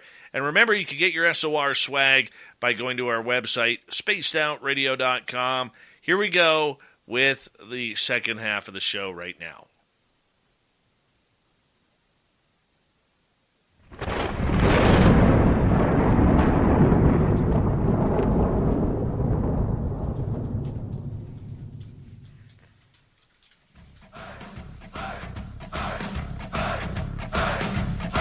Love that thunder. We pass the halfway point of Spaced Out Radio tonight. Good to have you with us. My name is Dave Scott. Very much appreciate earning your listening ears. Want to remind you that if you have missed portions of this show or others, check out our free archives at youtube.com/Spaced Out Radio. Do old Davey the favor, hit that subscribe button. Our website is spacedoutradio.com. We have a plethora of features for you. Rock out to Bumblefoot, read Shirky Poo's Newswire. Check out our swag as well. Follow us on Twitter at Spaced Out Radio, Instagram at Spaced Out Radio Show, and on TikTok at Spaced Out Radio. For the final time tonight, we bring in author, psychic, researcher, paranormal diva, Danielle Dorozan, coming on in, breaking it all down. We got a bunch of audience questions. You are popular tonight, Danielle. Popular. Thank you very much. I was laughing. I must tell you something that everybody can laugh. The other day, I was doing a reading, and people send me basically request on the Facebook. They want a reading, and I do the reading. Plenty of them. And then there's 2 teenage girls, and they said, we would like to have a picture with you. I said, why? you are celebrity to us. I said, yes, I'm like Tom Cruise. Oh, we started laughing. So I was quite laughing, but it's enjoyable to see that I'm actually in the hearts of people and that people are getting connected to me. That's what makes me happy. So thank you. That is awesome. Let's go to Shelley's question here. Can you explain why animals just come to someone, all types of dogs, cats, horse, birds, frogs, butterflies, etc.? Yes, first of all, that's not a something that we don't see every day. We all have somebody in a family, or we know a friend that you see, they were capable of petting a wild wolf or a wild cat or whatever. The reason why these people have a really positive energy, they're really spiritual. And one more thing, they are actually more connected to the nature, love of the nature around them, then they're connected to humans. Animals do feel these connections, and that's why they feel like they're actually going towards to their own instead of going towards to the human. It's a very beautiful gift, very beautiful gift. All right, let's go to Joshua here. Is Jesus Christ reincarnated and here on earth somewhere right now? I can just go like this. As somebody whose family is part of the gatekeepers, if somebody knows what gatekeepers mean, what it means, they're all believers, somebody who believes in all traditions, the Bible, and followers of the Jesus Christ, and being a Greek Orthodox, and that's my background basically. I can just tell you, he's not reincarnated. Yes, he will come very soon. I had a show about that, but he will come soon and be here with all of us. But his spirit is always around us. But right now, he's still not on the earth. All right. The unknown would like to know, are spirit animals supposed to do something?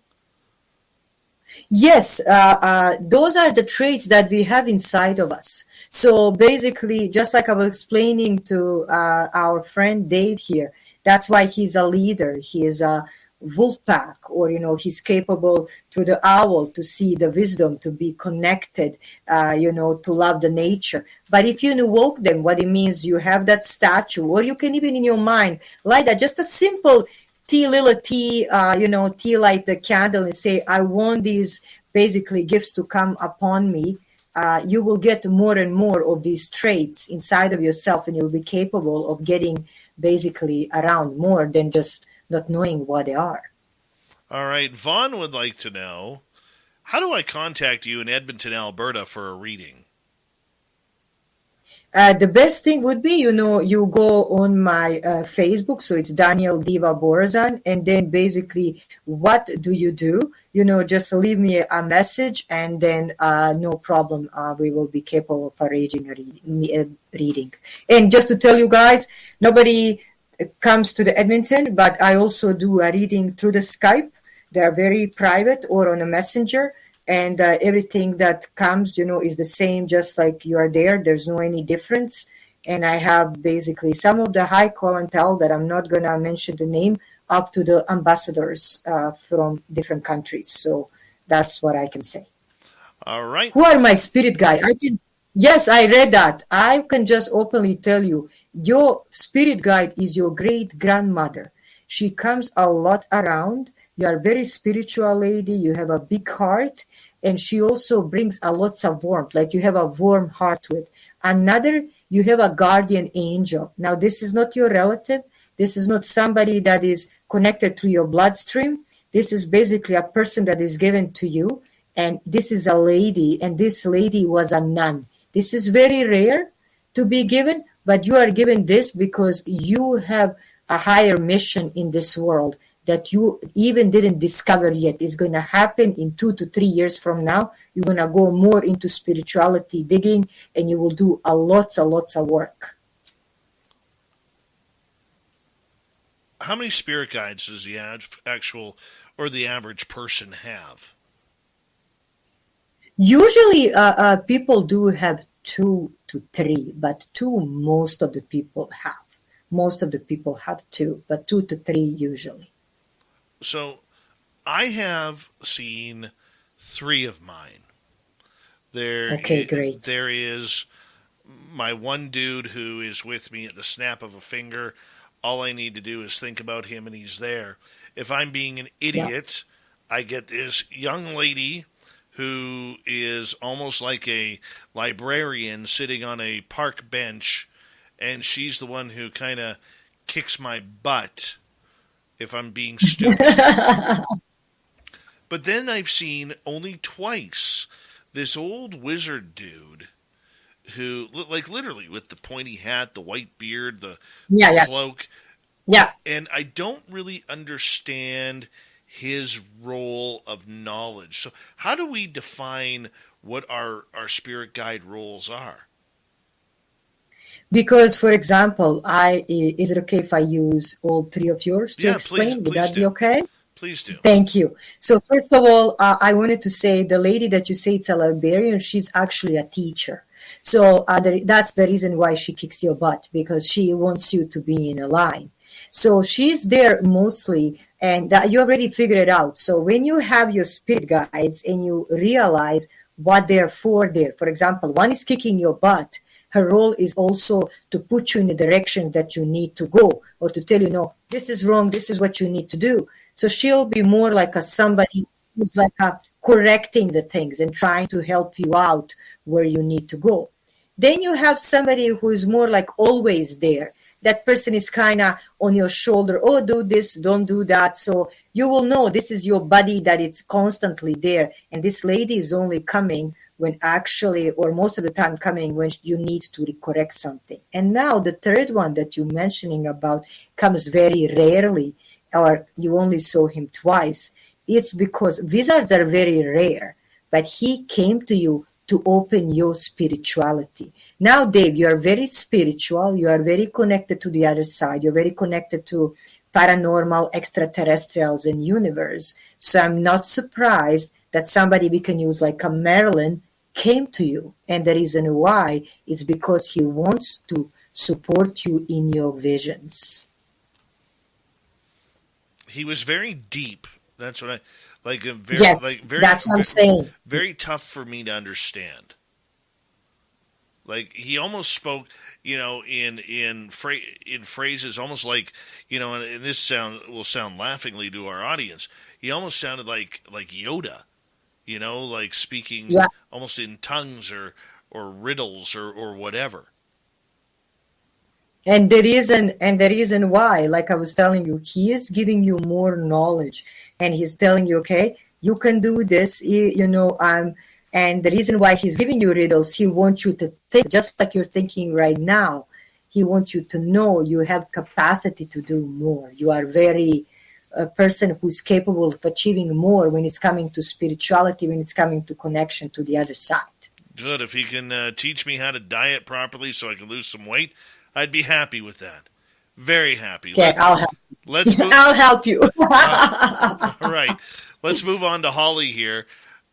Are y'all Rh negative blood type? And what is my animal? She is asking. I personally am, and I will tell you, I found out that long time ago, accidentally, when I had my surgery. So I find out. So that's what I am. And your animal, I must say, it's very rare to see this, but you are a woodpecker. And the reason why I'm saying you are a woodpecker, I see that you are somebody who has a wisdom that is coming through the trees and through the sky. So this is very rare. So what I would advise you, Holly, if you can go to the shaman, if you cannot go to shaman, you can even contact me or, whoever you want to contact. But what you are capable, it's quite amazing. You have some of the digging, and the reason why I'm telling you, you are capable of digging into deeper knowledge.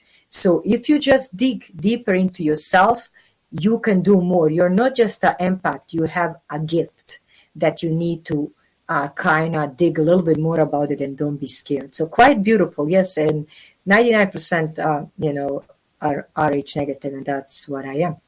Okay, let's move on to Bama here, who is asking, what is her spirit animal, please? Psychics have a hard time reading me, she says. I love, first of all, this person, and the reason why, because I felt the energy through it, and it's almost like, if I can say, what I see, it's like blocking, blocking, blocking, blocking. Like I'm building the blocks, just like when we have that cartoons, when you see the cartoons putting the bricks and they're building the wall. You don't have to build the wall if you want somebody to ask you certain things, and that's why sometimes people have issues with reading you. But I can tell you openly, and what I see at this, you are really clever, you are smart, and you have a lots of wisdom, but you are a fox. And don't put the blocks on. I sometimes have the men that I love, I'll be honest to you, sometimes I text and I pretend, I said, I know you're reading the cards about me. You don't have to hide. And he said, how do you? And quiet. I'm like, next time you have to tell me what you do, or what I say. So I see him right now. Like I see this person, like basically in their mind, building the blocks. So that's why the people have an issue reading you. So if you won't have a reading, just let it go. So there you go. But you're a fox. You're clever, smart, and you have a lots of wisdom and knowledge. Excellent. That sounds fun. Thank you. Let's go to Chris Teen, who is asking, Danielle, do you believe that all people are starseeds? And if so, what would mine be? I believe, I will be honest to you, as somebody who has been in a medical field, for a while, basically the theory that we all come from the monkeys it's not a theory anymore. Nobody knows where originally we're coming from. In our nursing Mosby books, nobody knows where we're coming from. So that's still a question mark. So if I always take the science and, I compare. So by the science, nobody knows where we're coming from. That's the way it is.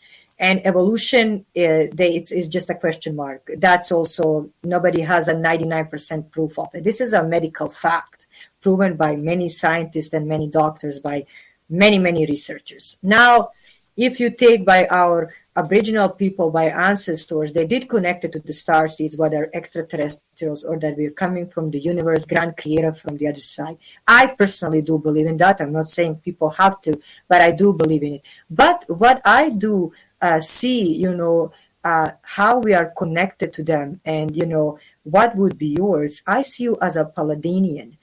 Because your soul, your light, and everything, I see you just coming to your heart. You are really connected.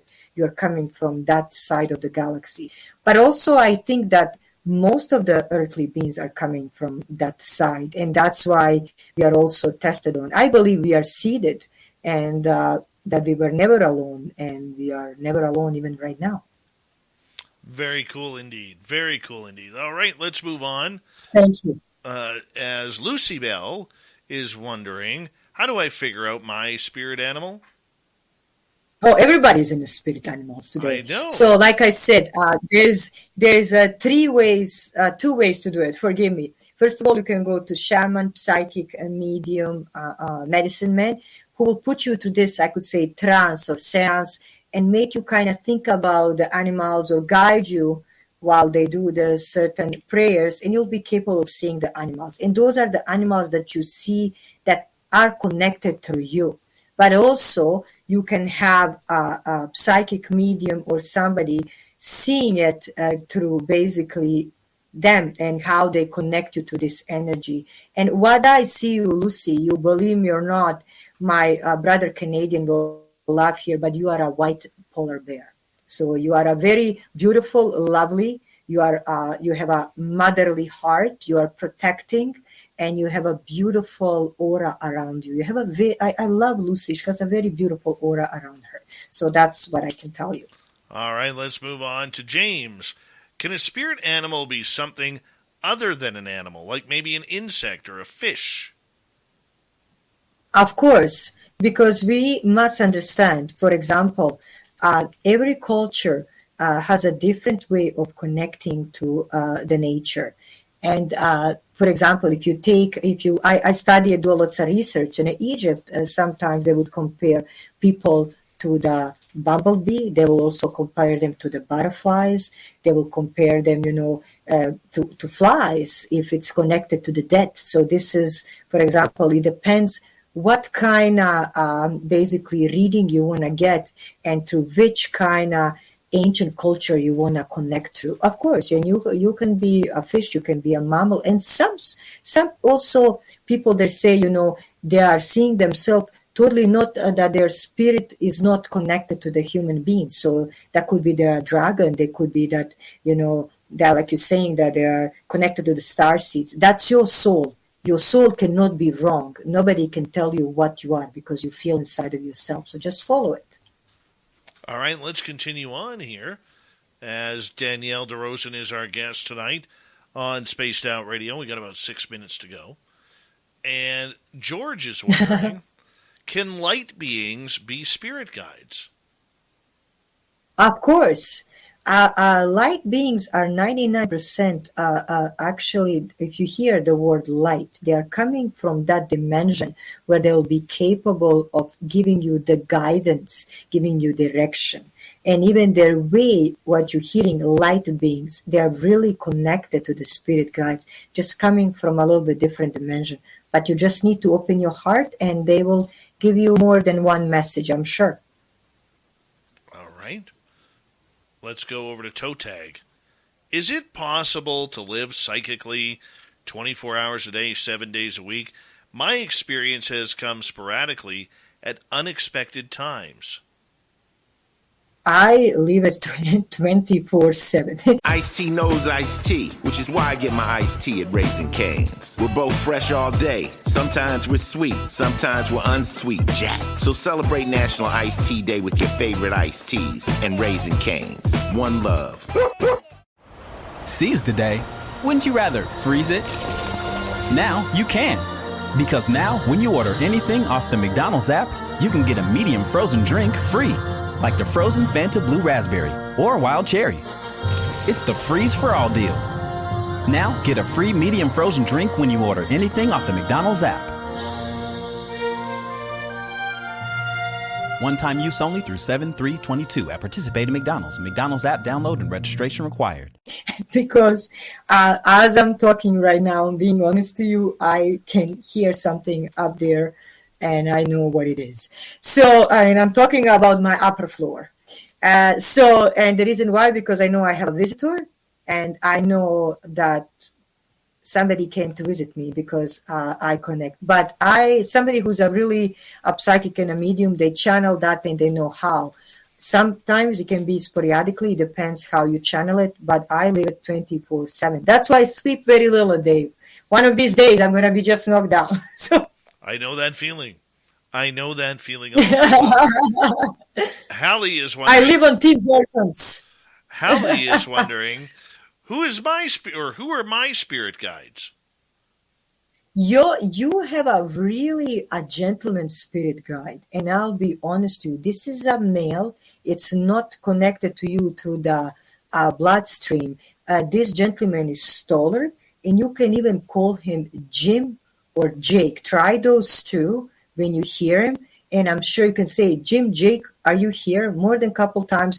You may feel the wind. Sometimes they like to shut the window. They like to play with electricity, and they will answer. He's a very good person, and he actually, in a past life, was a horseman, somebody who rides the horses, and he comes a lot of times to give you direction. So just pay attention to him. Very beautiful soul. You have actually very, very good spirit guide. All right. The Doug Shelby is wondering, can anyone have Bigfoot as a spirit animal? What a beautiful question. I never had that, but I love the challenges. I'm open for that. Well, that's why we call him the Doug Shelby around here. Exactly. I never heard of it. I'm gonna straight go forward to it.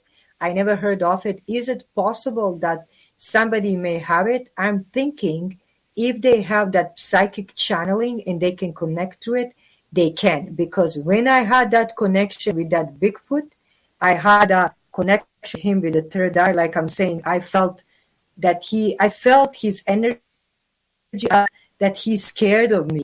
So I'm thinking if somebody has that kind of challenge, they're really open and they have that third eye open, it's possible. Did I ever heard of it? No. So is it possible? Probably. I cannot say because I'm being honest to you, Dave. I really don't know. Beastie Boys and Girls is wondering, what are Bigfoots?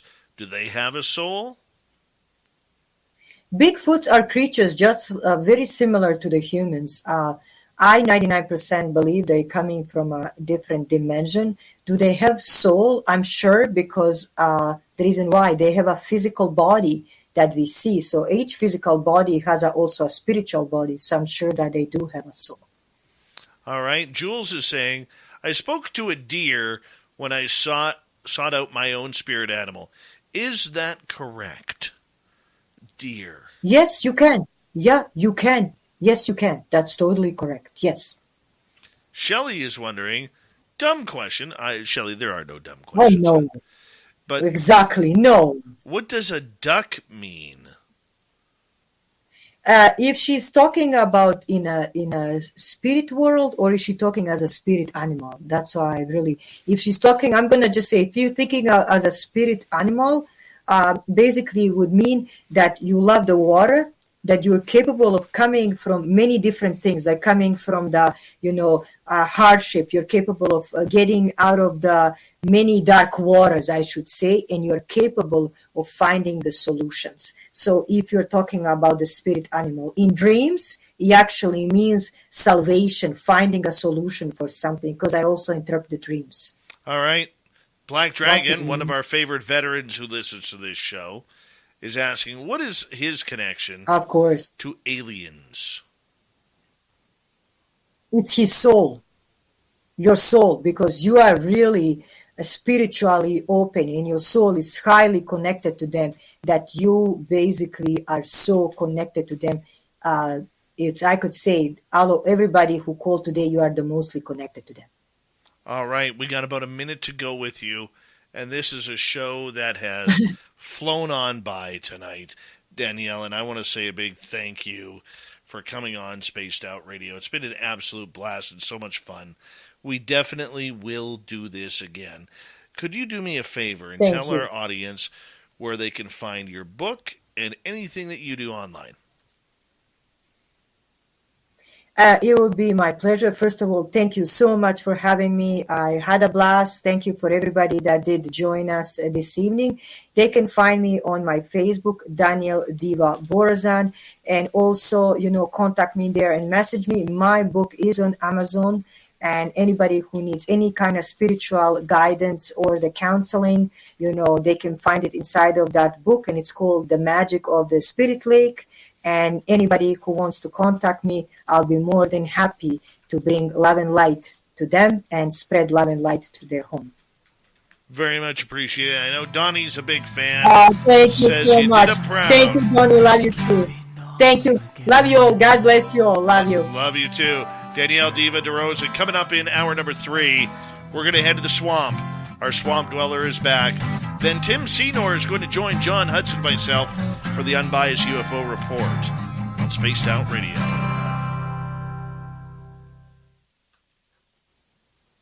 Great job, Danielle.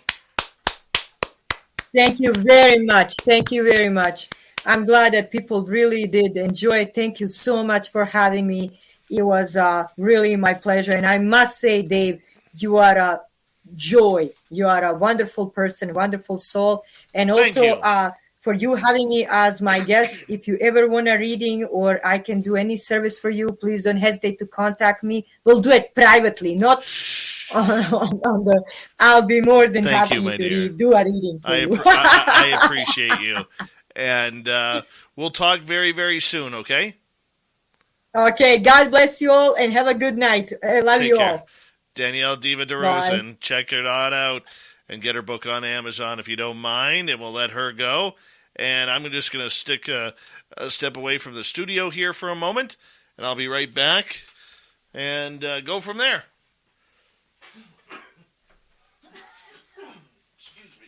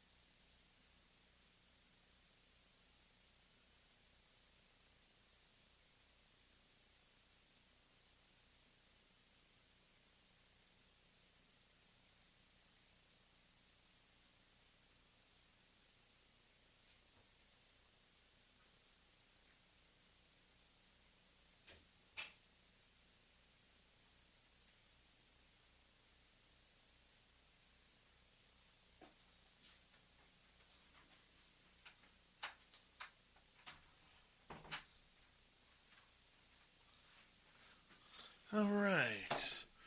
We are back, and we got about, a little bit. The time is off a little bit. Okay. Well, hi, Sandra. Hi, Sandra. Hi, Sandra. Hi, gorgeous Marlena.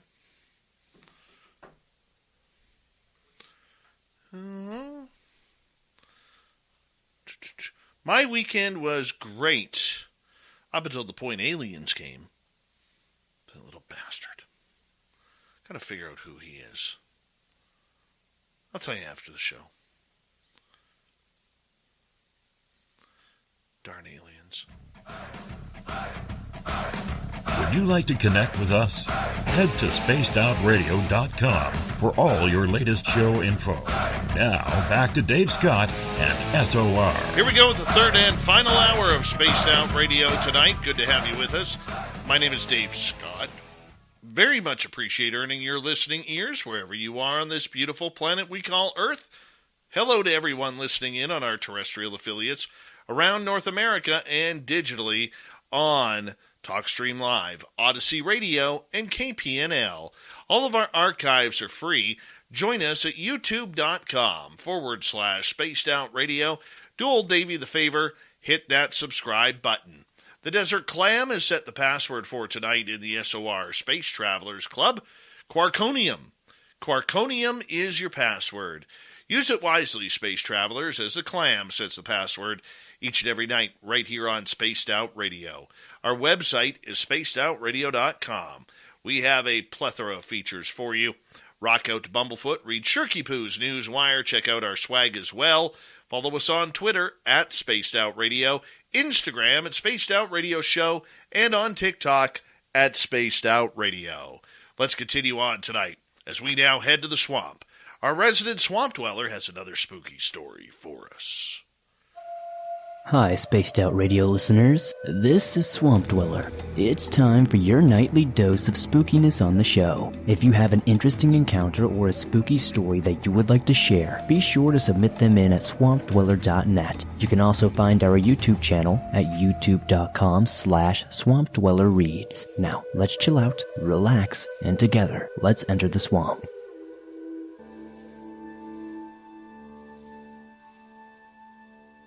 To start this off, I'm a 36-year-old man from a small town outside of Charleston, West Virginia. And a little backstory about myself. Since I was young, I could see things most could not. From ghosts of deceased grandparents to other unexplained things, so I have been around ghosts and stuff my entire life. And none of these ever really scared me. At least, none until this 2021 hunting season. Deer hunting, to be exact. Before I start, I would also like to mention I am a huge fan of your YouTube channel. I listen to it sometimes all night at work, and it helps me get through my long nights. Anyways, on to the story. Since I was a young boy, I have been an avid hunter, and has always enjoyed the peace and quiet and tranquility of being in the mountains with nature. So a couple of years ago, a few friends and I secured a property lease of nearly 1,200 acres. I have been hunting this area for years, and I have never seen anything scary on the property, other than maybe a black bear or a coyote from time to time.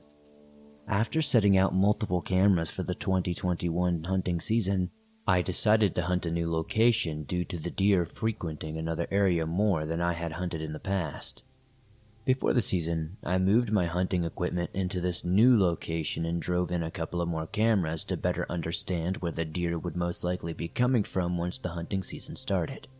After a month of watching hundreds of pictures, hunting season was finally here. I hunted this area for most of the hunting season with some success as I bagged a whitetail buck, as did my daughter later in the season. Now, fast forward from October to middle November. As I was still running my trail cameras in this location, getting ready for the West Virginia rifle season, I started noticing that my pictures all began to blur. So I would clean the camera lens, thinking something was blocking it. But it did not help that the pictures would only keep getting more distorted to the point that you could barely make anything out but black and gray. I figured this camera was just going bad, hence I purchased a new camera and placed it in the same spot. only to discover that this new camera was taking the same pictures in black and gray with nothing obstructing the camera's view. A couple of days went by, and although weird, I decided to pull the camera for the year as rifle season was starting in a couple of days anyway. Also, I would like to add that the pictures are great on both cameras once I moved the camera to a different location, which will make sense shortly. Now, it is finally rifle season, and I'm on the first morning. I'm up 2 to 3 hours before daylight for the day's hunt. Once I made it to my hunting stand and was quiet as possible, I settled up for what would be an all-day hunt. About 30 minutes before daylight, I begin to hear what I can only describe as whispering noises coming from about 50 yards away. As I sit and wait for the sun, the whispers come and go, and I think to myself, this must be other hunters that have slipped into our lease without permission, and that once it got daylight, I was going to have to make them leave.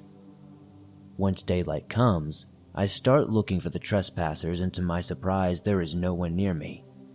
Thinking that I must have just been hearing things, I brush it off and continue to hunt. At around 10 a.m., I listen to this sound once more.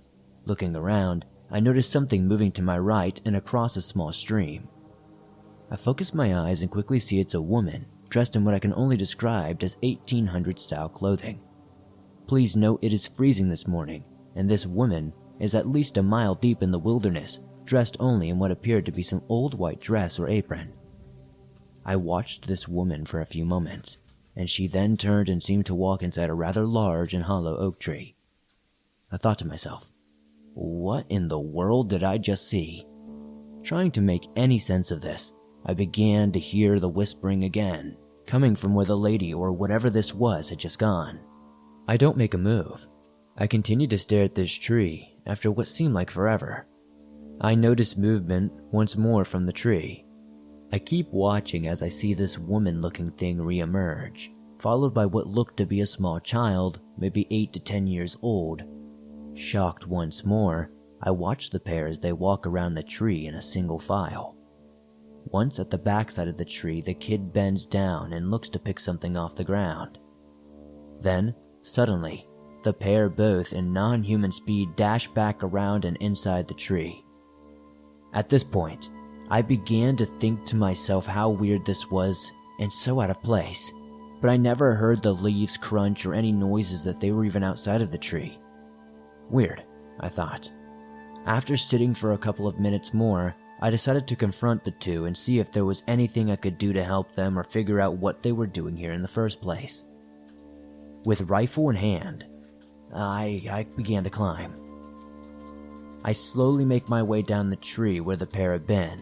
As I cross the stream separating us, I look up at the tree, and to my surprise, the tree was no longer there. It is like it had just disappeared in the blink of an eye. I spent almost an hour looking and walking around, trying to find out where this tree could have been, but I never found any trace. Puzzled over this, I began thinking about the cameras I had remembered, the ones going blurry and having really bad points even though they were just fine in other locations. I decided that I need to know what happened to me, so I set up a few cameras in that area.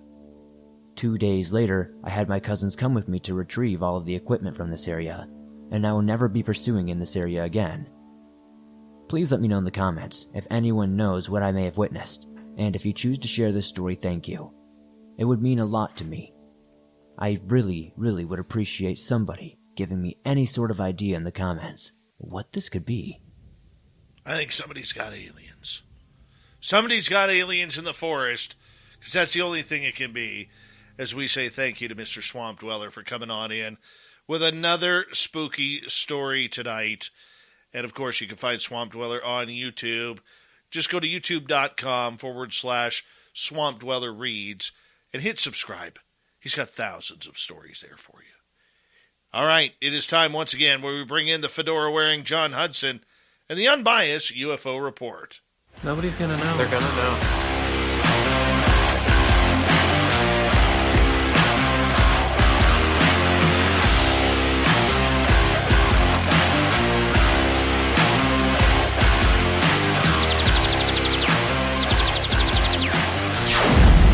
Ice-T Tea knows iced tea, which is why I get my iced tea at Raising Cane's. We're both fresh all day. Sometimes we're sweet, sometimes we're unsweet, Jack. So celebrate National Iced Tea Day with your favorite iced teas and Raising Cane's. One love. Seize the day. Wouldn't you rather freeze it? Now you can. Because now, when you order anything off the McDonald's app, you can get a medium frozen drink free. Like the frozen Fanta Blue Raspberry or Wild Cherry. It's the Freeze for All deal. Now, get a free medium frozen drink when you order anything off the McDonald's app. One-time use only through 7/3/22 at participating McDonald's. McDonald's app download and registration required. All right, the fedora-wearing John Hudson is here tonight. John, that's a beautiful little sidekick you got beside you tonight. Look at her. Thank you. Look how pretty she is. Yeah. Hey, why not? It's summertime. Hanging out with Dad, talking UFOs. That's got to be pretty exciting. Absolutely. Playing a little Minecraft and enjoying a lovely summer nights of California. So could not be happier. But yeah, how are you doing, Dave? I am good. I went for a walk before the show. Oh yeah. Yeah, up and down the road and just trying to take in a beautiful day here in the beautiful Caribou. So I am just ready for it, man. Ready for it. Nice. Did you see anything? No. I was on the outlook for bears.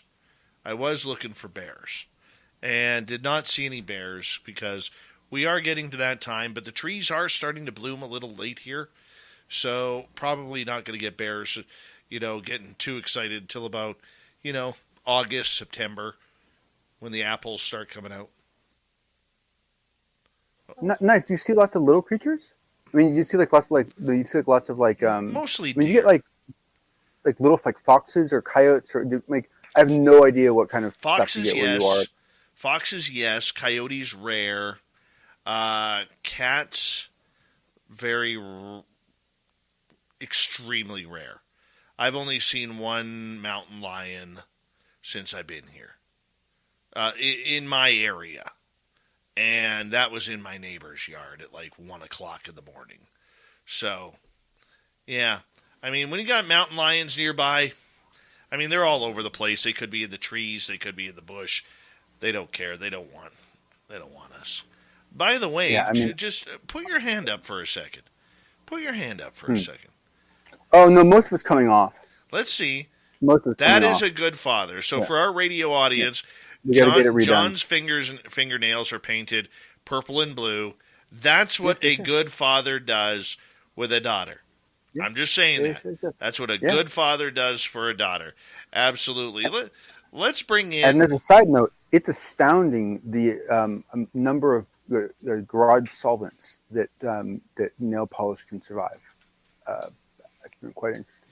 But I mean, there's a ton of stuff going on. So it's kind of a crazy time to be even trying to absorb everything that's going on. True. It's really quite amazing. Well, let's bring in Tim Senor better known as Uncle Timmy around here. You may recognize him on YouTube from Thomas Fessler's Disclosure Tonight. And most recently, Tim was at the Utah UFO conference that was put on, where there was a lot of big-name scientists there, including ones from Blind Frog Ranch and Skinwalker Ranch. Tim, how you doing, man?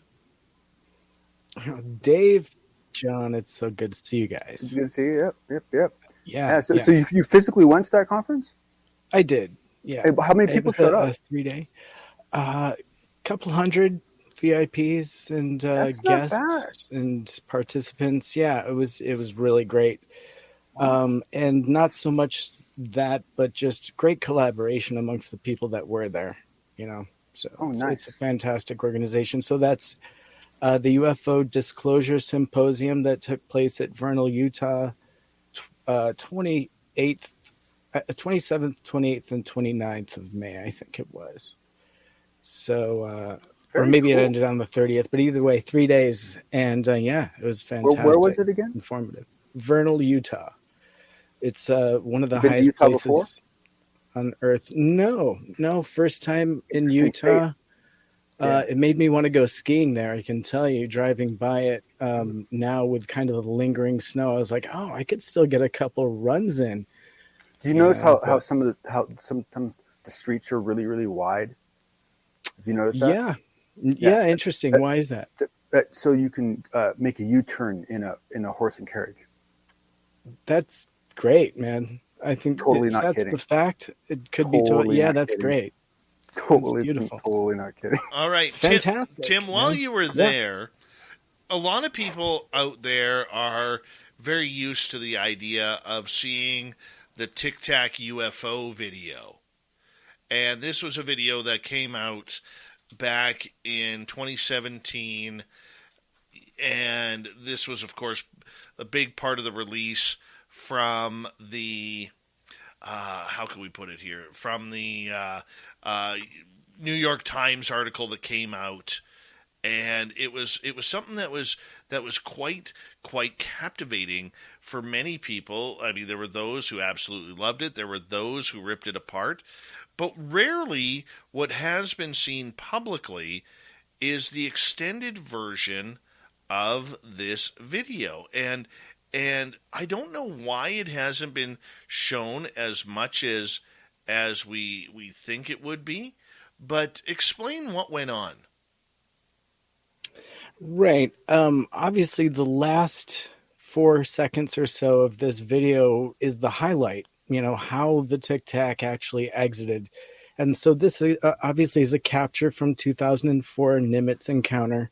And so the USS Nimitz had also radar data on this that obviously we don't have publicly.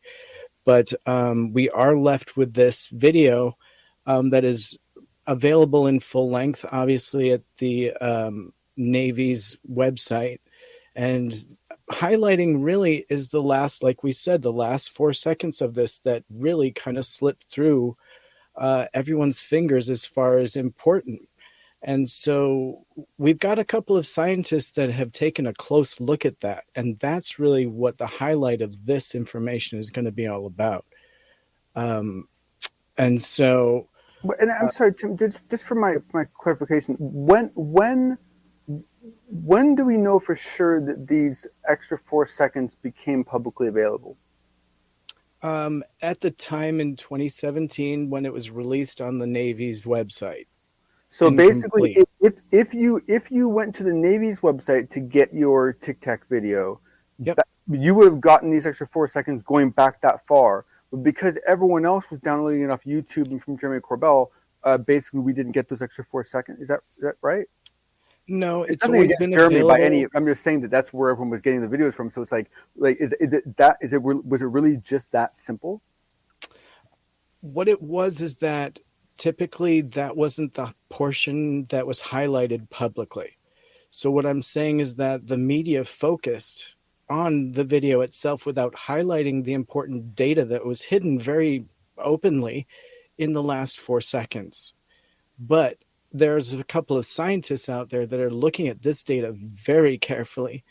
And some of that data has been released, and that's what's so new and interesting.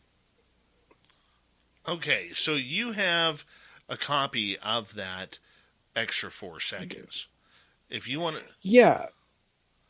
If you want to bring that up, and then that way we can share it to the screen. But well, you know what? I actually did you one better by just texting you a GIF that you can play, and this is off of the actual.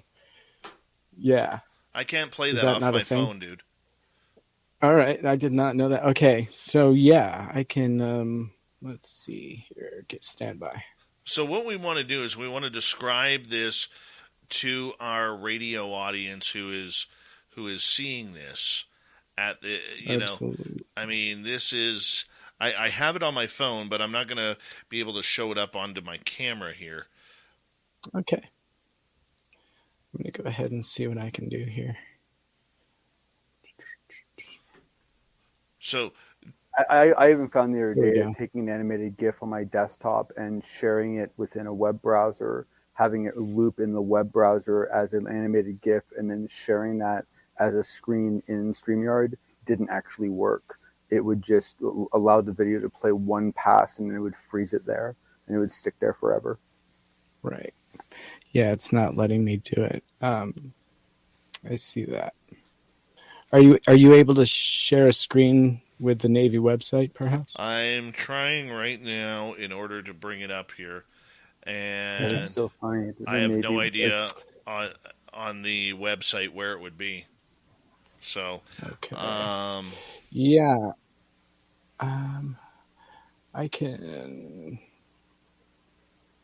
Well, this just took all the thunder away from this. Yeah. I'm definitely a rookie on share screen, but I did text you the link. That's not helping, obviously. Let's see. It won't let me share this screen actively. Well, if you go down below, it should, to the share button, it should allow you to. Right. Well, I can't actually get this. You know what we'll do? Let's just explain right now what we're going to see, and we will work out the technical issues during the break here, rather than fumbling and bumbling around.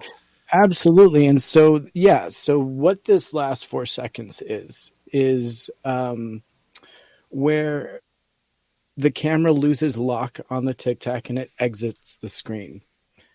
At which point the camera relocks on it, and what you see is 4 frames of what appears to be a signal aimed directly towards the camera, which leads to 2 frames of complete white noise. And then you see the Tic Tac diminish to a pinpoint and then apparently swell up and disappear, if you will, for a moment. Well, and so we're kind of interpreting that as EMP direction or something as a result of it moving very quickly. There's a lot of hypotheses, but Hal Puthoff and Dr. Michael Boyd have some notes on this that I find absolutely intriguing. And so not only are we seeing that taking place, they're also reviewing some of the information that's really obvious on the screen, such as perfectly round images that they're considering potential vortices, if you want, if for a lack of a better term. And we can get deeply into that description in their own words, and I have some quotes here for you. But I love the one point I want to make real quick is that there's been talk of signal management from a while back, right? And signal management was a very eloquent way of phrasing it that implied the possible menacing aspect to it, but didn't directly imply intent. Because there are many ways that you could have signal management happen as a side effect of some other system. But what you are describing being shown in this video is not that. What you're describing in the video appears to be a active, I'm going to flip you off and then bail, sort of a thing. I mean, I guess you could argue that it perhaps was an artifact of whatever propulsion system they used to then take off right afterwards. And that's why you then saw the 2 white screens and then they appeared as a pinprick. So I guess there's still some room for it to have been an artifact of another system. But what you describe really lends to the idea that it was more intent driven. Potentially. Dave, what are your thoughts? I'm going to reserve my judgment until we can see the video. Get something to look at. Yeah. You want to watch it? Yeah. I'm very, very curious to see what is going on because, look, I've seen what everybody else has seen, and that is the video where you see the Tic Tac, moving forward and just hanging in the sky. And I don't see anything else that is truly, how can we put it, strange and everything. But you know what? Let's talk about it when we come back on Spaced Out Radio. We have the fedora-wearing John Hudson for the Unbiased UFO Report. Joining us is Tim Senor, and we're going to break down this extra 4 seconds of the Tic Tac video when we return on Spaced Out Radio.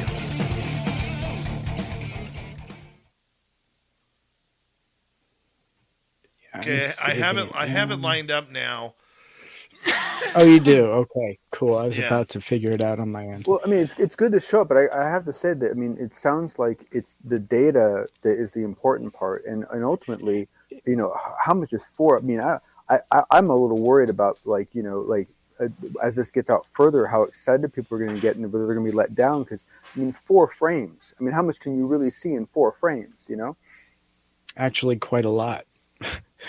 A lot.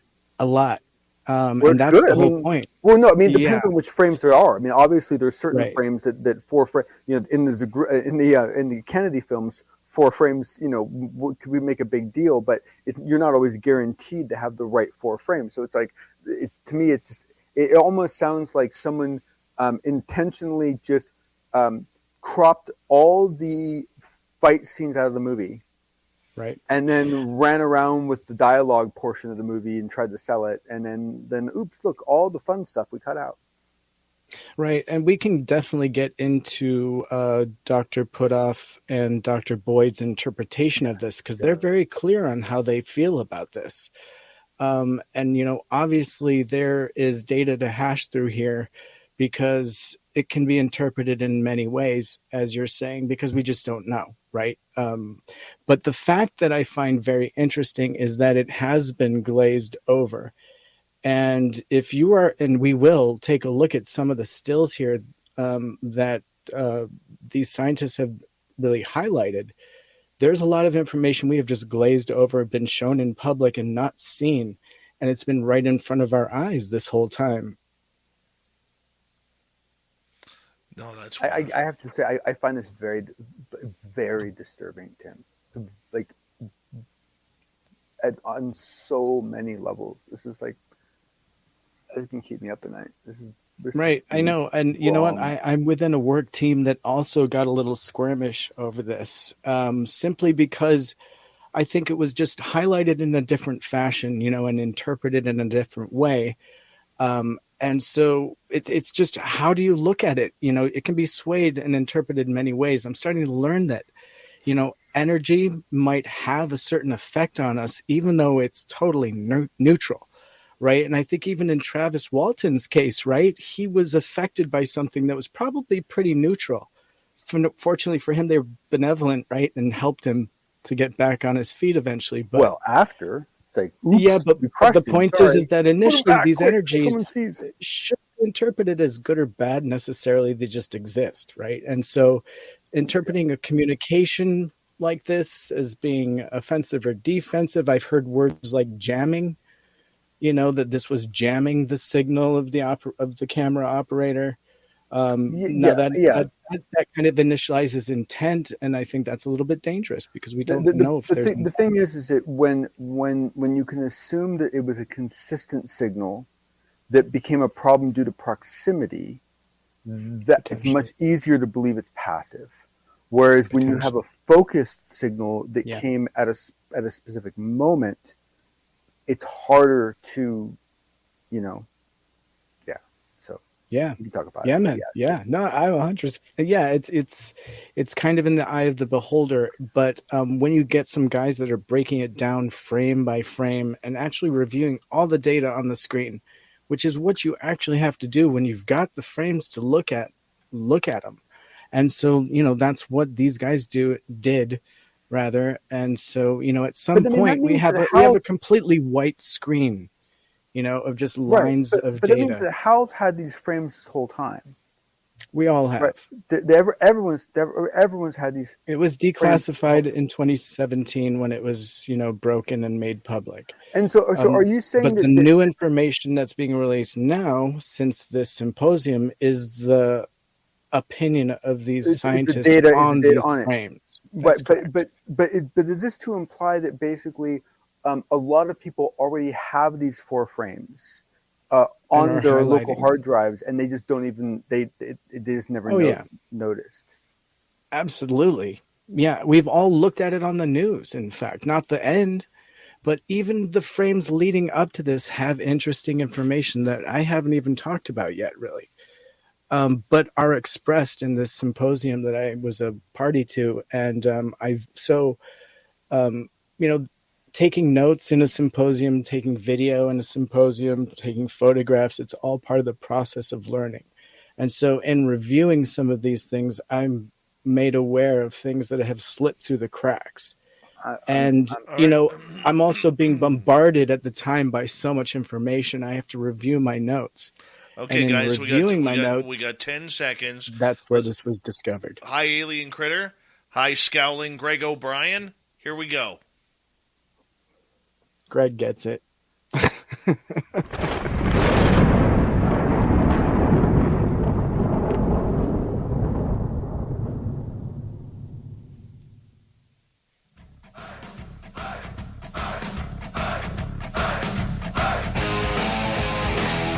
We rounded third. We're heading for home tonight on Spaced Out Radio. Good to have you with us. My name is Dave Scott. Very much appreciate it.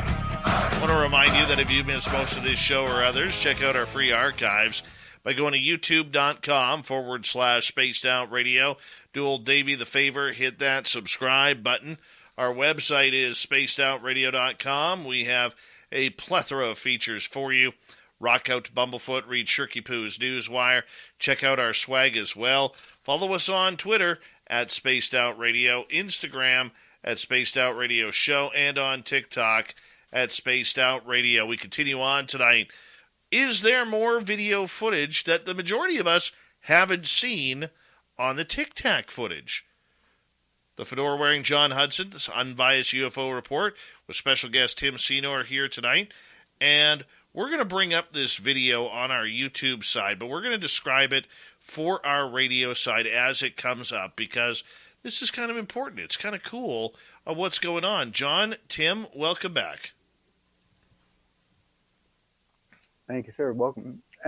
Thanks for joining us, Tim. I mean, I'm sorry. This is kind of messing me up. If this had happened to me in any other field I'd be in right now, I would walk away. I'd be like, you know what? I'm sorry. You guys are obviously not as competent as I thought you all were. I'm going to go find someone else to learn from. See you later.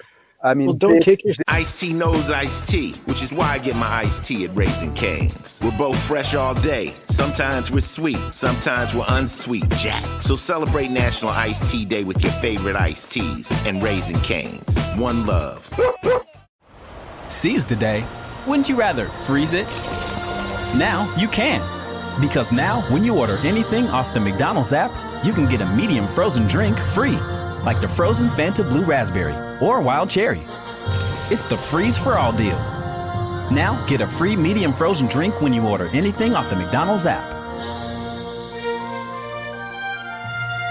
One-time use only through 7/3/22 at participating McDonald's. McDonald's app download and registration required. None of us really. We should all hang our heads in such shame over this. Not at all. This is so sad. You're misinterpreting the data, man. The fact that this was hidden in plain sight simply means that a lot of people just didn't get it. You know, it's like if you were handed a cell phone and you're in the prehistoric age, you're going to be like, meh. You're not going to know what to do with it. You're going to throw it at someone. You're going to think it's a stone. And so when we're shown something like this, we can glaze right past something that we're being shown. Right here above us, if you freeze frame, you're going to see a circle. And that circle is important. And the scientists that are observing this see that and recognize that as being important because this is FLIR video. Why does it express this way? It actually moves. And it moves independently.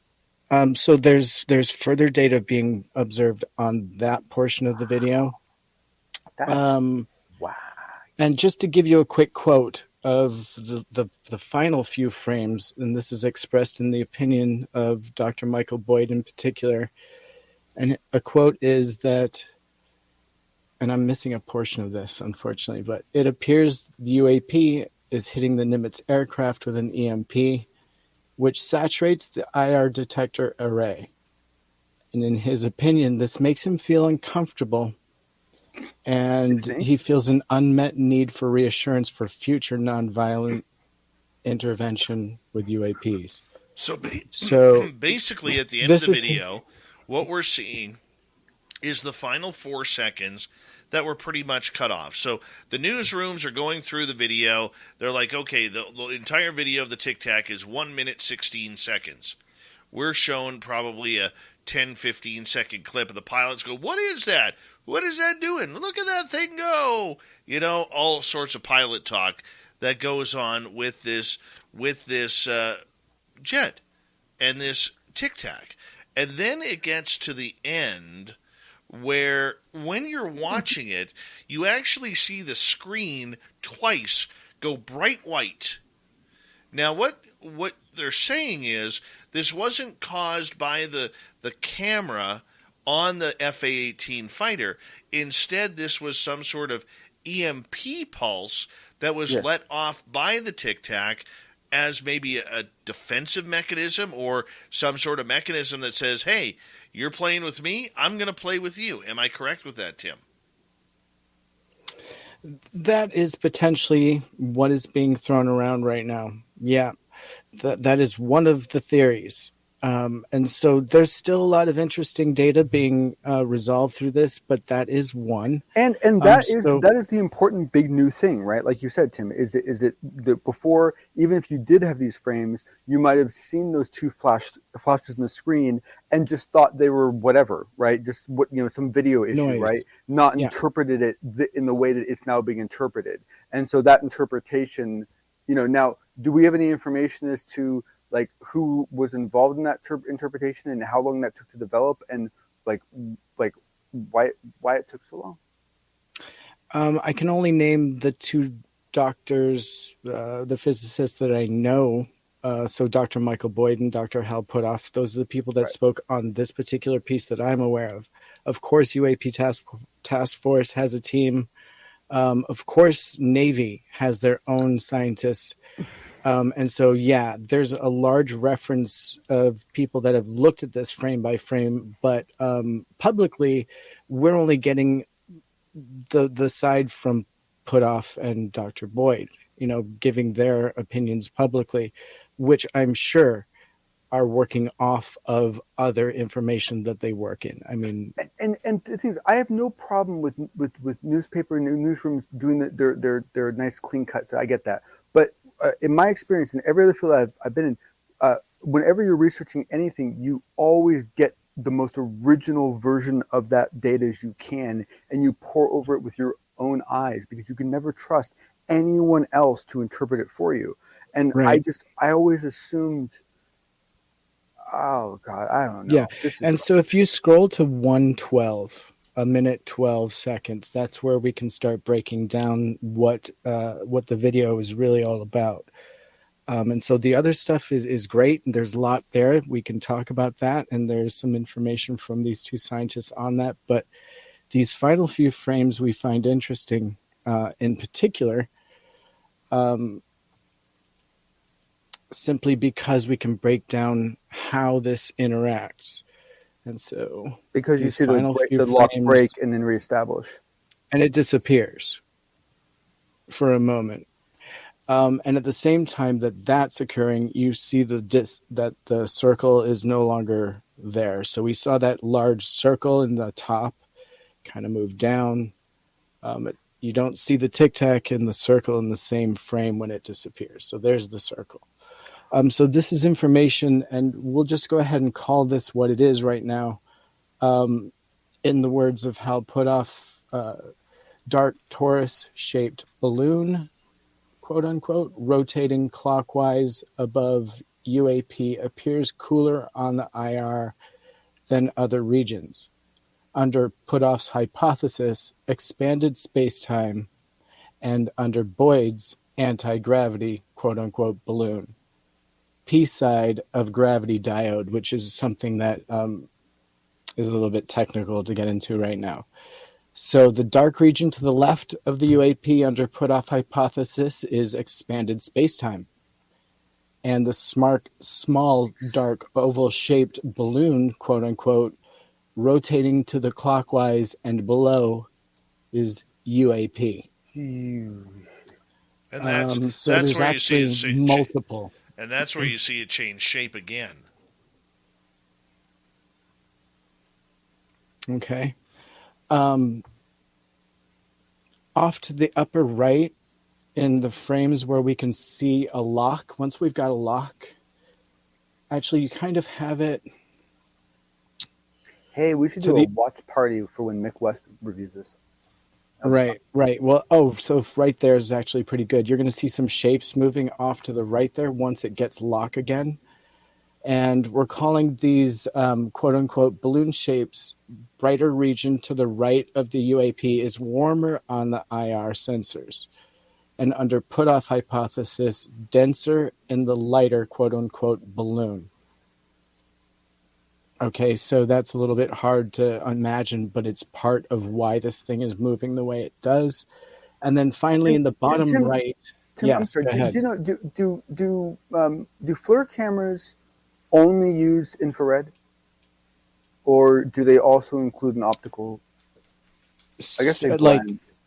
Right, it's literally just only forward-looking infrared. FLIR only is what you're seeing here. There's only one capture. One data point. So that is, and then they're using radar. Okay. So in combination with onboard and then terrestrial. So there's two data points with radar, and then one visual IR. So we just don't know of the other two. We only have this. Right, and the thing is too, is it that dark region that we're seeing up there, the contrast, the diff of the contrast between that and the rest of it is so slight, where it's such a, you could almost say it's by luck that we even can see it, which then means that if you had a higher quality version of this film, there may very well be other artifacts in that frame that have equally interesting importance that we can't see, but someone else can. Yeah, a multi-spectrum camera mount would be ideal. I don't think that was really in their capacity at the time. Or maybe they do have it and we don't know about it. Well, one thing I'll say really quick is Dave Beatty was on Jimmy Church night, and he was talking about that one of the things that he finds curious is that most of these ships have this pod that sits fairly high up in the structure with an incredible array of high definition cameras,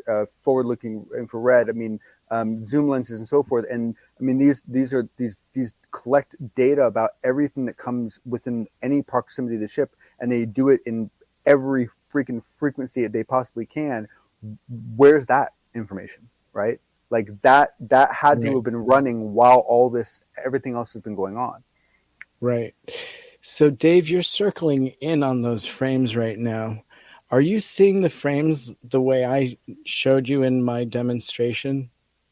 So if you are you able to go forward frame by frame? Because this is coming from the Navy. I can only go through the video. And that's and I'm actually not seeing the frames that oh, there it is.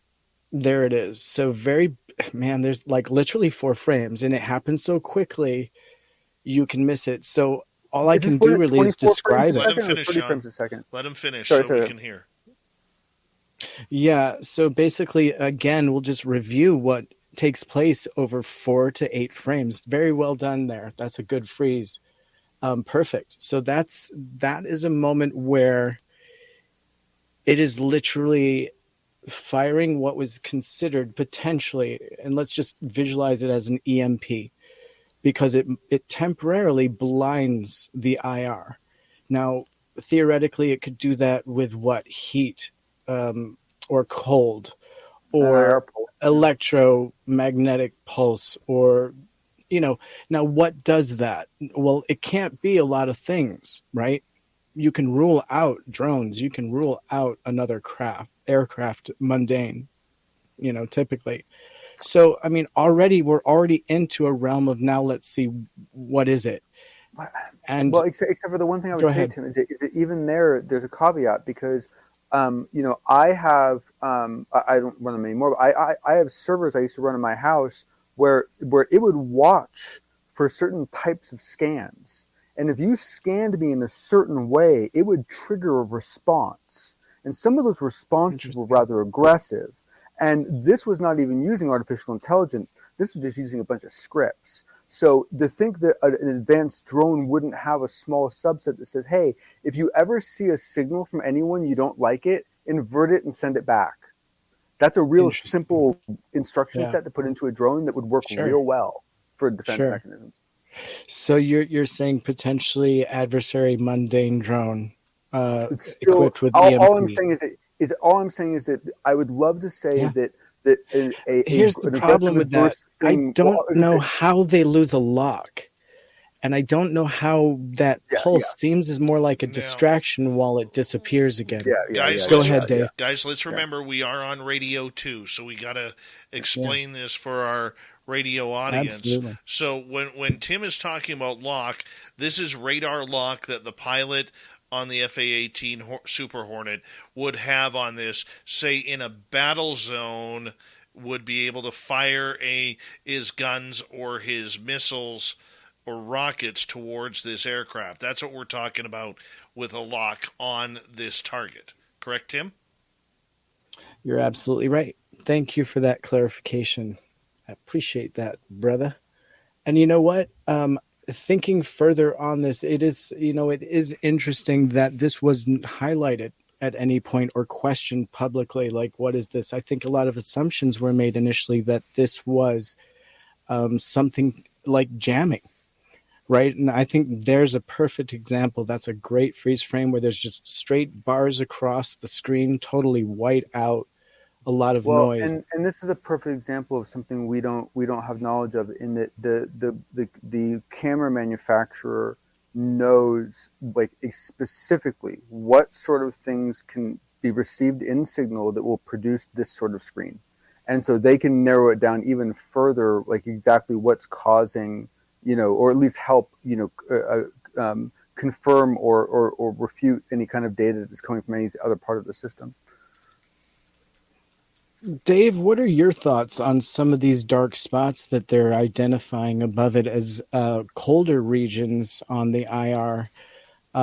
Being Puthoff's hypothesis on expanded space-time potentially, or wormhole. How do you feel about that? I don't know.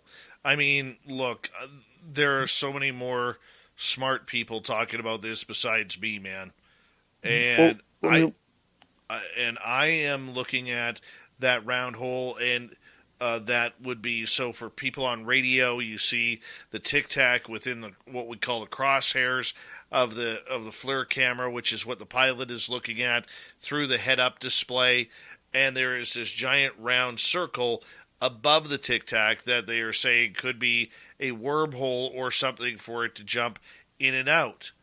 And what I'm saying is, I don't know, like, for my amateur way of looking at this, to me it looks like pareidolia from the camera. It doesn't look like anything else that it would be affecting this craft or target. But these are gentlemen who have the scientific background who can look into this and say, no, this is something that vanishes. This is something that disappears and then reappears when the craft makes a turn or when the craft speeds up or whatever. They have that timing and the mechanisms to be able to try and prove that.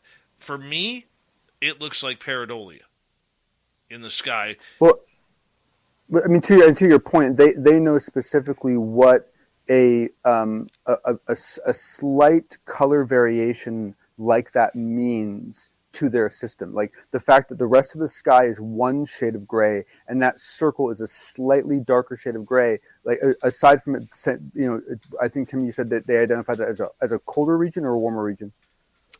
The circle is a colder region, right? Yeah. That makes sense. Yeah. And so, but the thing is that I don't know if, like, it's very possible that you're talking about such a slight delta, such a small difference, that if you were looking at it in any other frequency, you wouldn't see it. Right. It's very interesting. And I love the fact that Dave slipped out of the woo and into the world of, skeptic potential. I love it. As much as I love the woo, I'm always very skeptic. I want to try. Yeah, no, I love that. I want to try and find the answers. I mean, I love it when people throw at me, "Oh, you're just all woo at everything." I'm not. I try and look for logic first. So here's the crazy thing for me personally. When I sat and kind of reviewed what I'd sat in front of one time and then let it sink in and it processed. The last time I was on your show, I talked about my personal experience on the Bainbridge Island Tic Tac event, right? My 9 family members witnessed a Tic Tac in the sky fire a beam, right? That opened a portal in the sky and something either entered or exited potentially. And I have photographs and stuff that I took while this was happening. So when I kind of stumbled on this in my notes, I was like, wait a minute, I saw a Tic Tac fire a beam, and here's a Tic Tac maybe firing a beam, and Hal Puthoff is talking about it.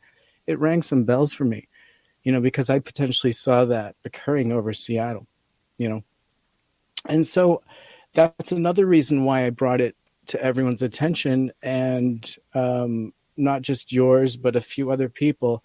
And the funny thing is, nobody remembers looking at these frames.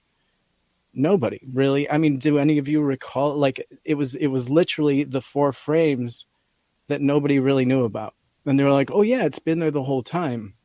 I find that incredibly interesting. Back over to you guys. Well, and the thing is that, I mean, there are, like, for example, when Dr. Eric Davis was on Skinwalker Ranch and they witnessed a portal in IR, he said that he could actually see aspects of the portal that appeared to have geometry that actually had commonality between some of the math that he'd been working on when it comes to how a portal might actually work in real life, right? And, we do have a lot of work that's been done in that, Leonard Susskind did a bunch of work on black holes being connected. And, you even look to Harold Sonny White. He actually worked on building a warp field interferometer that would actually be able to detect any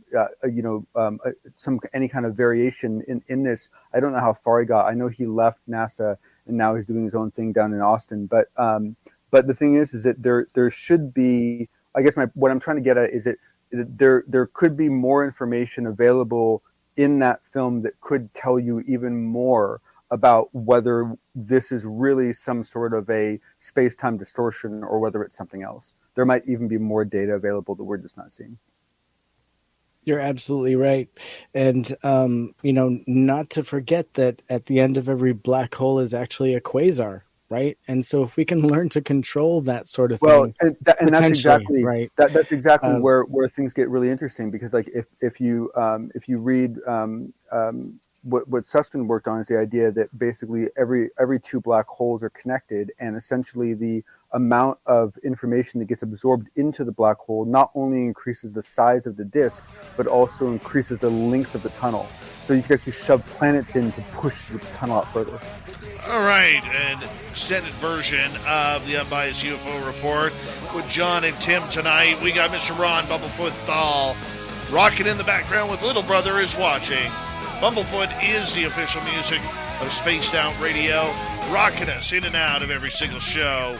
Get your horns up for the guitar god himself. Special thanks to everybody listening in at home, at work, in your cars, wherever you may be. Thank you to everyone in our chat rooms tonight. YouTube, Twitch, Facebook, LGAP, Spreaker, the Facebook Space Travelers Club, and on Twitter at hashtag Spaced Out Radio.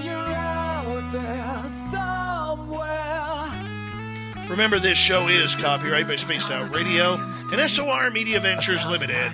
Thank you so much for choosing to share your evening with us, because together, my friends, we own the night. Mr. Bumblefoot, we need a favor. We need you to take us home.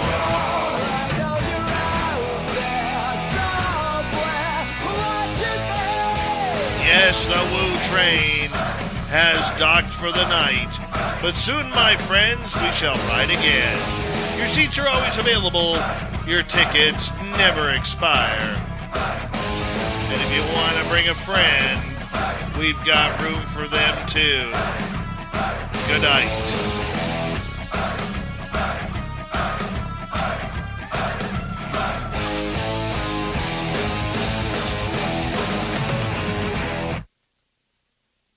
Ice-T knows iced-tea, which is why I get my iced tea at Raising Cane's. We're both fresh all day. Sometimes we're sweet, sometimes we're unsweet Jack. So celebrate National Iced Tea Day with your favorite iced teas and Raising Cane's. One love. Seize the day. Wouldn't you rather freeze it? Now you can. Because now when you order anything off the McDonald's app, you can get a medium frozen drink free. Like the frozen Fanta Blue Raspberry or Wild Cherry. It's the Freeze for All deal. Now, get a free medium frozen drink when you order anything off the McDonald's app. One-time use only through 7/3/22 at participating McDonald's. McDonald's app download and registration required.